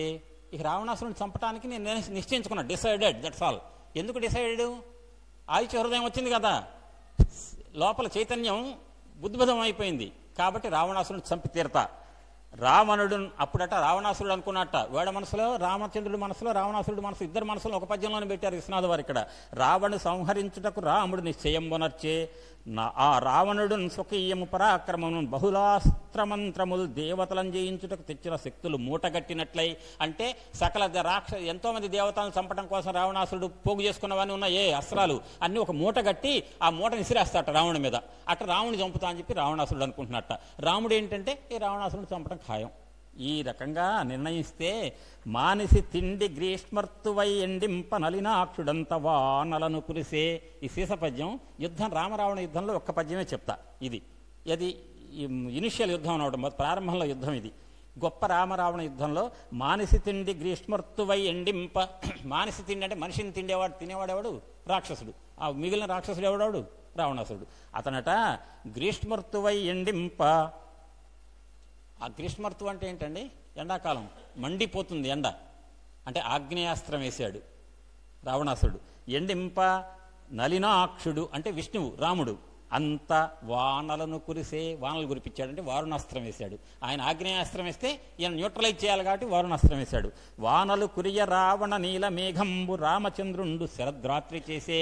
రావణాసురుడు ఏం చేశాడు? ఓహో, రావణాసురుడు ఆగ్నేయాస్త్రం వేస్తే ఈయన వారుణాస్త్రం వేశాడా, నేను వారుణాస్త్రం వేస్తా అంటే వేశాడు న్యూట్రలైజ్ చేయడం కోసం. వారుణాస్త్రం వేయగానే రామచంద్రుడి శరద్రాత్రి వేశాడట. శరదృతువు అంటే, శరదృతువు అంటే ఏంటండి? వర్షాకాలంలో అంత చిత్తడి పిచ్చి పిచ్చిగా ఆకాశం అంతా నల్లంగా మబ్బులు పట్టుంటాయి, తోచదు, పురుగులు. శరదృతువు వస్తే హాయిగా నిర్మలంగా ఉంటుంది, రోడ్లన్నీ ఎండిపోతాయి, బురద ఉండదు, గుంటలు అన్ని జారటం ఉండదు. ఆ నిర్మలమైన మానసిక స్థితిని తెప్పిస్తున్నాడు రాముడు. అదే రావణాసురుడేమో పిచ్చి వేషాలన్నీ వేస్తున్నాడు. పొలదిండి గూఢమంతులను పట్టింపగా, పొలదిండి అంటే రాక్షసులు, గూఢమంతులను పట్టింపగా అంటే హేమంత ఋతువుని ప్రయోగిస్తే రాముండు మృదు శిశిరంబు తెచ్చే, శిశిర ఋతువు తెప్పించాట. అంటే మన హేమంత ఋతువు చలంతా పోయిన తర్వాత కాస్త సమతి శీతోష్ణ స్థితి వస్తుంది కదండి, ఆ స్థితి తెప్పించాట. రావణుండును శిశిరము ముదిరింప, రావణాసురుడిని సుశిరాన్ని ముద్రింపజేశాట. అప్పుడు మాధవుండయ్య సీతాధవుండు. సీతాధవుండు అంటే ఎవరండి? సీత భర్త రాముడు. ఏమయ్యాట ఆయన? మాధవుండయ్యే. సీత అంటే ఎవరండి? అమ్మ. మా అంటే ఏంటి? అమ్మ. మాధవుడు అన్న సీతాధవుడు అన్న ఒకటే. సీతాధవుండు మాధవుండయ్యే. మాధవుండయ్యే అంటే అర్థం ఏంటంటే మధుమాసం అయ్యాడు, వసంత మాసం, వసంత ఋతువు అయ్యాడు. ఈ 6 ఋతువుల్ని కూడా చక్కగా పెట్టారండి ఈ పద్యంలో. అంటే రామరావణుల మధ్య జరిగే యుద్ధంలో ఋతువులను తీసుకొచ్చి పెట్టారు విశ్వనాథ వారు. ఇది యుద్ధం. దీని తర్వాత మరి అట్టండి చిన్న గీతి పద్యం, అందులో ఒక చిన్న ఎత్తుగీతి రాశారు ఈ పద్యంలో. 4 ఋతువుల్లో మార్చడం కదా. ఇరువురేసెడు బాణాలకెగువ దిగువ ప్రకలందున కానిపింపక పవరము, పవరం అంటే యుద్ధం, చూడవచ్చిన ఋషులను సురలు చూచిరి ఆత్మమహిమలచే అంతరాంతరములా. ఈ ఋషులు దేవతలు పైన ఉన్నారు కదా, మునులు, వాళ్ళందరూ ఈ రామరావణ యుద్ధం చూద్దామంటే ఎక్కడ చూస్తాడండి? 2 పులుల ఓలే అన్నారుగా, మొత్తం బాణాలన్నీ చుట్టుముట్టినాయి పైన కింద మొత్తం. అప్పుడట ఆ మునులు ఋషులు ఎవరైతే ఆకాశంలో ఉన్నారో, గగనంలో, వాళ్ళు యుద్ధం చూడటానికి మాంసపు నేత్రాలకు కనిపించట్లేదట, దివ్య దృష్టితో చూశారటండి. రావణాసురుడికి రాముడికి మధ్య జరిగిన యుద్ధాన్ని దివ్య దృష్టితో చూశారని చెప్పి రాస్తున్నారు విశ్వనాథ వారు. దీని తర్వాత ఇక చూడండి, యుద్ధం చేస్తున్నట్ట, బాణం వేస్తున్నట్ట రాముడు. రావణాసురుడు తల తెగిపడుతుందట, తల తెగిపడిపోతుంది కింద. కానీ తెగిపడిన తల వచ్చి మళ్ళీ అతుక్కుంటుందట కొత్త. అక్కడ ఆ తల అంతే కనపడుతుందట, ఇక్కడ కొత్త తల మొలుస్తుందట. వీడు తరిగిన కొద్దీ తలలు పెరుగుతూ ఉన్నాయట. సంగరం ఈ గతిన్ విరతి చాలక సాగుతునుండ. సంగరము ఈ గతిని విరతి చాలక అంటే గ్యాప్ లేకుండా, ఇంటర్వెల్ లేదు, విశ్రాంతి లేకుండా సాగుతుంటే సూర్యుడు అస్తంగతుండయ్యే. సూర్యుడు పొద్దుబొడి చేసేట, పొదుగు కింది. మరి పశ్చిమంలో సూర్యుడు ఉదయం అస్తమిస్తే చీకటి అయిపోయింది, మరి ఎట్లా కనపడటం? అప్పుడట పశ్చిమ దిశన్ సూర్యుడు అస్తమించే రఘురాముడు తానే సూర్యుడై పొంగిన ఎట్టి వెల్గులుగా పూచిన తీవ్ర శరాన. అప్పుడు రఘురాముడు సూర్యుడై తానే సూర్యుడయ్యాట. ఎట్లండి రఘురాముడు తానే సూర్యుడయ్యాడంటే ఎట్లా? ఆయన రఘువంశం వాడని కాకుండా ఇంతకుముందు చెప్పిన ఆదిత్య హృదయంలో ఉన్నటువంటి గాయత్రి ఛందస్సులో ఉన్నటువంటి ఆ అమ్మ యొక్క శక్తిని గాయత్రి శక్తిగా ఉపాసించిన, వైష్ణవీయంలో చెప్పినట్టుగా చతుర్భుజుడైన శ్రీమన్నారాయణుడిగా ఉపాసించిన ఒకటే. ఆ చతుర్భుజుడైనటువంటి ఆ గాయత్రి శక్తి, ఆ శ్రీమన్నారాయణుడి యొక్క శక్తి, సూర్యమండలంలో ఉన్నటువంటి శక్తే అక్కడ రాముడిగా ఉంటే ఇంకా చీకటి ఎందుకు వస్తుందండి? ఆ రకంగా రామచంద్రమూర్తి అక్కడ సూర్యుడిగా ఉన్నట్ట. అప్పుడు తీవ్ర శరాలు వేస్తుంటే దైత్యరాట్ సంగత కంఠం ముద్నిసే తునియే క్ష్మాస్థలి కన్పడ కృత్త శీర్షమున్. ఆ తెగిపోయిన తల కింద పడిందట. తల తెగనా తెగినది, తల తెగినా తెగినది. ఎక్కడుంది? భూతలమున కనిపించును తెగిన తల. భూమి మీద తెగిన తల కనిపిస్తుందట. ఇంకొకడవు తలయున్నది, ఇంకొకడవు తల ఉందట. ఎక్కడ? కృత్తమ్మవు తలయుండిన చోట మౌళి తలముగసనదిరా. ఈ తెగిపోయిన తల ఏదైతే ప్రాంతం ఉందో అక్కడ కొత్త తల మొలిచిందట. ఈ రకంగా ఎన్నిసార్లు బాణం వేసినా కూడా తెగిపోతుంది తల, కింద పడుతుంది, కొత్త తల ఇక్కడ మొలుస్తుంది. ఇక రావణుడు ఎట్టంతం కావాలి? వెంటనే మాతలికి ఒక స్ఫురణ వచ్చిందట. ఏదో విచిత్రంగా ఉంటుంది, టైం లేదు కాబట్టి చెప్పట్లేదు, కానీ అక్కడ భారతంలో విరాట పర్వంలో ఉన్న ఇక్కడ శ్లోకాలు చెప్పే చిన్న పోలికలు ఉంటాయి, చాలా వెరైటీగా ఉంటాయి. అది సాహితీ విన్యాసం చేసే పండితులు వాళ్ళకి తెలుస్తుంది. నేను అప్పుడప్పుడు వింటుంటా కాబట్టి నాకు దానికి సమయం లేదు కాబట్టి సరాసరి చెప్పేస్తున్నా. ఒక స్ఫూర్తి వచ్చిందట మాతలికి, రావణాసురుడు లోపల ఉన్నటువంటి స్ఫూర్తి మాతలికి ట్రాన్స్ఫర్ అయిందట. మాతలు చెప్పాట పద్యం చూడండి, విశ్వనాథ వారి పద్యాలు ఇంత కఠినంగా ఉన్నా కూడా అర్థమైతే బాగా సరదాగా ఉంటాయి. కోరిక దైత్యులన్ గెలుచు కోసము వృత్త విరోధి పూర్వం అంభోరుహ సూతి సర్వ జయమూలము దేనిని సృష్టి చేసెనో అన్నారు. అంటే కోరిక దైత్యులను గెలుచు కోసం వృత్త విరోధి పూర్వం అంభోరుహ సూతి సర్వజయమూలము దేనిని సృష్టి చేసెనో. వృత్రాసురుని చంపింది ఎవరండి? ఇంద్రుడు. ఆ వృత్రాసురుడిని చంపటం కోసం ఇంద్రుడికి ఏమిచ్చాడు బ్రహ్మగారు? బ్రహ్మాస్త్రం ఇచ్చాడు. ఆ బ్రహ్మాస్త్రాన్ని వేయాలయ్యా నువ్వు, ఉట్టి బ్రహ్మాస్త్రం వేయొద్దు. ఉట్టి బ్రహ్మాస్త్రం వేస్తే తెగిపోయిన తల అక్కడ ఉండంగా ఇంకోటి మొలుస్తోంది, కాబట్టి నీకు ఒకటి ఉంది, ఇక్కడ ఒక చిన్న క్లూ ఇస్తున్నా అంటున్నట్టు మాతలి. ఏమని? కోరిక కుంభసూతి తమ కోసము రావణు సంహరింప అంభోరుహ నేత్ర నీ కొసగె పూంచుము దానిని చాపమందునన్ అంటున్నాడండి. ఎంత గొప్పదంటే, ఇంతకుముందు నీకు కుంభ సంభవుడు అంటే ఎవరు? అగస్త్యుడు. అగస్త్యుడు ఇంతకుముందు నీకు ఒకటి ఇచ్చాడే చెవులో మంత్రం, దాన్ని వృత్రాసురుని చంపడం కోసం దేవేంద్రుడికి ఏదైతే బ్రహ్మగారు ఇచ్చాడో బ్రహ్మ అస్త్రం, దానికి ఇందాక అగస్త్యుడిని చెవిలో చెప్పాడే, దానికి అనుసంధానించు అంటే అర్థం ఉట్టి బ్రహ్మాస్త్రం కాదయ్యా, ఆదిత్య హృదయాన్ని అనుసంధానం చేసిన బ్రహ్మాస్త్రాన్ని వేయవయ్యా రావణాసురుడి మీదకి, తెగిపోయిన తల తెగిపడుతుంది, మళ్ళీ మొలవదు అని చెప్పాడండి మాతలి. చెప్తే అక్కడ పెద్ద వచనం ఉంది. ఈ వచనం చదివితే టైం సరిపోదు, ఎందుకంటే టైం మళ్ళీ 8:30 దాటితే సోమశేఖర్ గారు వస్తారు ఇక్కడికి. అందుకని బ్రహ్మాస్త్ర ప్రయోగం చేసిన తర్వాత ప్రాణం వెచ్చటనుండ ఆ స్థలమునం బట్టెన్ మహాస్త్రంబు అనిద్రాణంబౌతు త్రిశూలమట్లు హృదయ గ్రంథిన్ విభేదించే. ఆ రకంగా బ్రహ్మాస్త్రం ఆదిత్య హృదయంతో అనుసంధానం చేసి రామచంద్రమూర్తి మాతలి చెప్పగానే అర్థం చేసుకున్నాడు. రామచంద్రమూర్తి బ్రహ్మాస్త్రాన్ని ఆదిత్య హృదయంతో అనుసంధానం చేసి వేస్తే అప్పుడు ప్రాణం వెచ్చటనుండా ఆ రావణాసురుడు అంటే కొంతమంది చెప్తారు రావణాసుడికి ఈ బొడ్డు దగ్గర హిరణ్య బంగారపు ఇది ఉంది, దాని రహస్యాలు అవన్నీ కాకుండా ఆయన ప్రాణం ఎక్కడుందో అక్కడికి మంత్రించి ఇస్తే రామచంద్రమూర్తి బ్రహ్మాస్త్రాన్ని ఆదిత్య హృదయంతో అనుసంధానం చేసి ప్రయోగిస్తే ఆ అనుసంధానించబడినటువంటి బ్రహ్మాస్త్రం వెళ్ళి రావణాసురుడు ప్రాణం ఎక్కడుందో అక్కడికి పోయి సరాసరి త్రిశూలంలాగా గుచ్చుకుందట. హృదయ గ్రంథి విభేదం అయిపోయింది.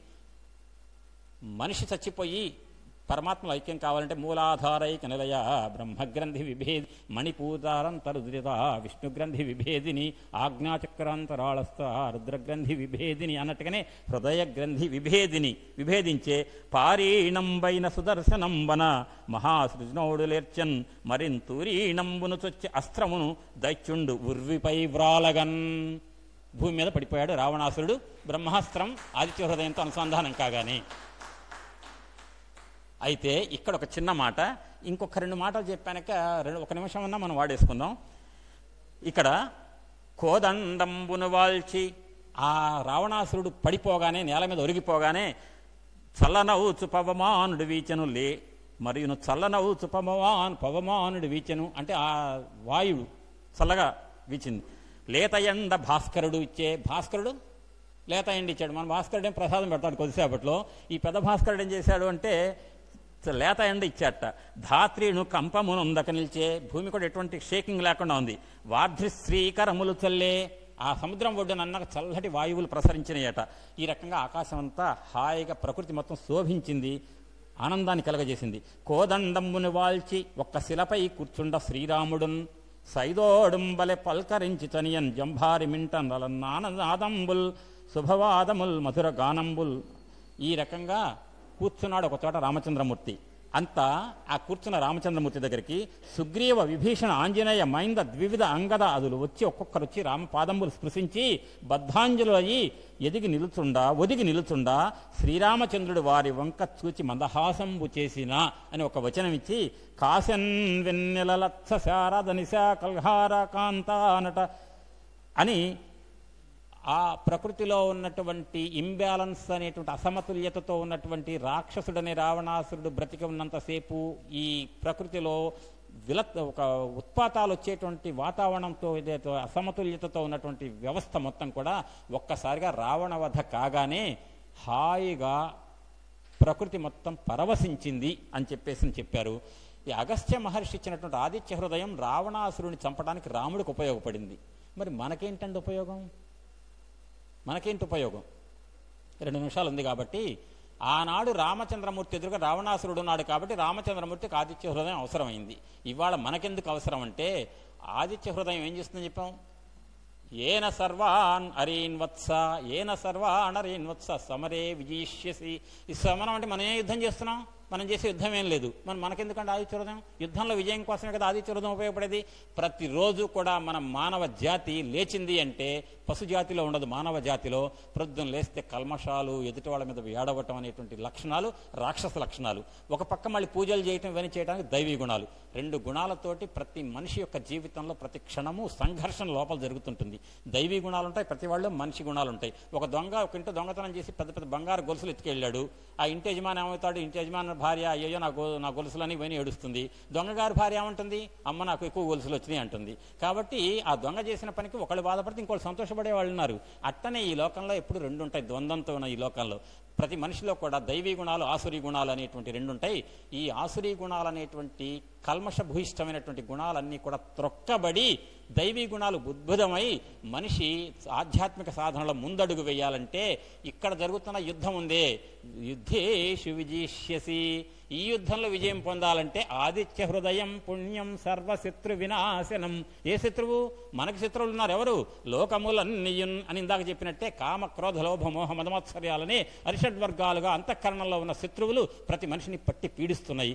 ఆ శత్రువులని కూడా పరాజయం పొంది దైవీ గుణాలు మనిషిలో ఉద్భుతమై మనిషి దైవంగా మారాలి. ఆత్మ జ్ఞానాన్ని పొంది స్వస్వరూప అనుసంధానం చేసుకోవాలంటే ఆత్మజ్ఞానం కోసం కావాల్సింది భగవత్ సాధన, భగవన్నామ స్మరణ. దానికి మనకి మన మనస్సు కనుక సహకరించక ఒకవేళ తప్పుదోవలు పడుతుంటే ఆ తప్పుదోవలను పట్టించేటువంటి అంతఃకరణ శత్రువులను నాశనం చేసి దైవీ గుణాలు ప్రోధి చేయడం కోసం ఉపయోగపడేది ఏదంటే ఆదిత్య ఉపాసన. ఆదిత్య ఉపాసన అందరూ చేస్తున్న, నాగేశ్వరరావు గారు వీళ్ళు చేస్తున్నటువంటి గాయత్రి ఉపాసన అంటే మన అందరం చేసే గాయత్రి ఉపాసన. గాయత్రి మాకు చేయడానికి అర్హత ఉందా లేదా అని ప్రశ్న వేయటం కంటే ఆదిత్య హృదయం చదివితే గాయత్రి ఉపాసన చేసినట్టే. కాబట్టి ఆదిత్య హృదయంలో చెప్పబడినటువంటి ఆ పరమాత్మ శక్తి తత్వం ఏదైతుందో అదే గాయత్రి మంత్రంలో నిబద్ధం చేయబడినటువంటి ఆ చైతన్యం. కాబట్టి అటువంటి ఆదిత్య హృదయాన్ని కులం, మతం, వయస్సు, లింగభేదంతో నిమిత్తం లేకుండా ఎవరైనా ఉపాసన చేస్తే ఆదిత్య హృదయాన్ని పఠించగానే లోపల ఉన్నటువంటి ఆ రాక్షస శక్తులన్నీ కూడా నశించబడి దైవీ గుణాలు ఉద్భుతమై మనిషి ఆధ్యాత్మిక సాధనలో ముందు అడుగుటే వేయటానికి అది వజ్రతుల్యమైనటువంటి ఒక స్తోత్రంగా పెద్దలు చెప్తారు. అటువంటి ఆదిత్య హృదయం అనేది చెప్పటానికి గాయత్రి భవనంలో జరిగే రామాయణ ఉపన్యాసాలలో ముందే చెప్పా. మొదటి రోజు ఉపన్యాసం గురువు గారు చెప్తే పరాశరం సారు, 2వ రోజు నేను చెప్పా. చివరి నుంచి 2వ రోజు కూడా మళ్ళీ గురువుగారు తర్వాత రోజు నేను చెప్పా. మొదటి రోజు రాముడు పుట్టింది చెప్పా, ఇప్పుడు రామావతార ప్రయోజనమైన రావణాసుడు వధ చెప్పా. ఈ 2 ఉపన్యాసాలకు అవకాశం ఇచ్చినటువంటి సోమశేఖర్ గారికి, గురువు గారికి, అందరి ప్రసాద సార్, డాక్టర్ గారికి అందరికీ కూడా పేర్లు అందరికీ చెప్పాలంటే మళ్ళీ 2 నిమిషాలు దాటితే సోమశేఖర్ గారు ఊరుకుడు. కాబట్టి ఇక్కడ ఆసీనులైనటువంటి ప్రతి ఒక్కరికి కూడా పాదాభివందనాలు చేస్తూ విన్నందుకు మీ అందరికీ ధన్యవాదాలు.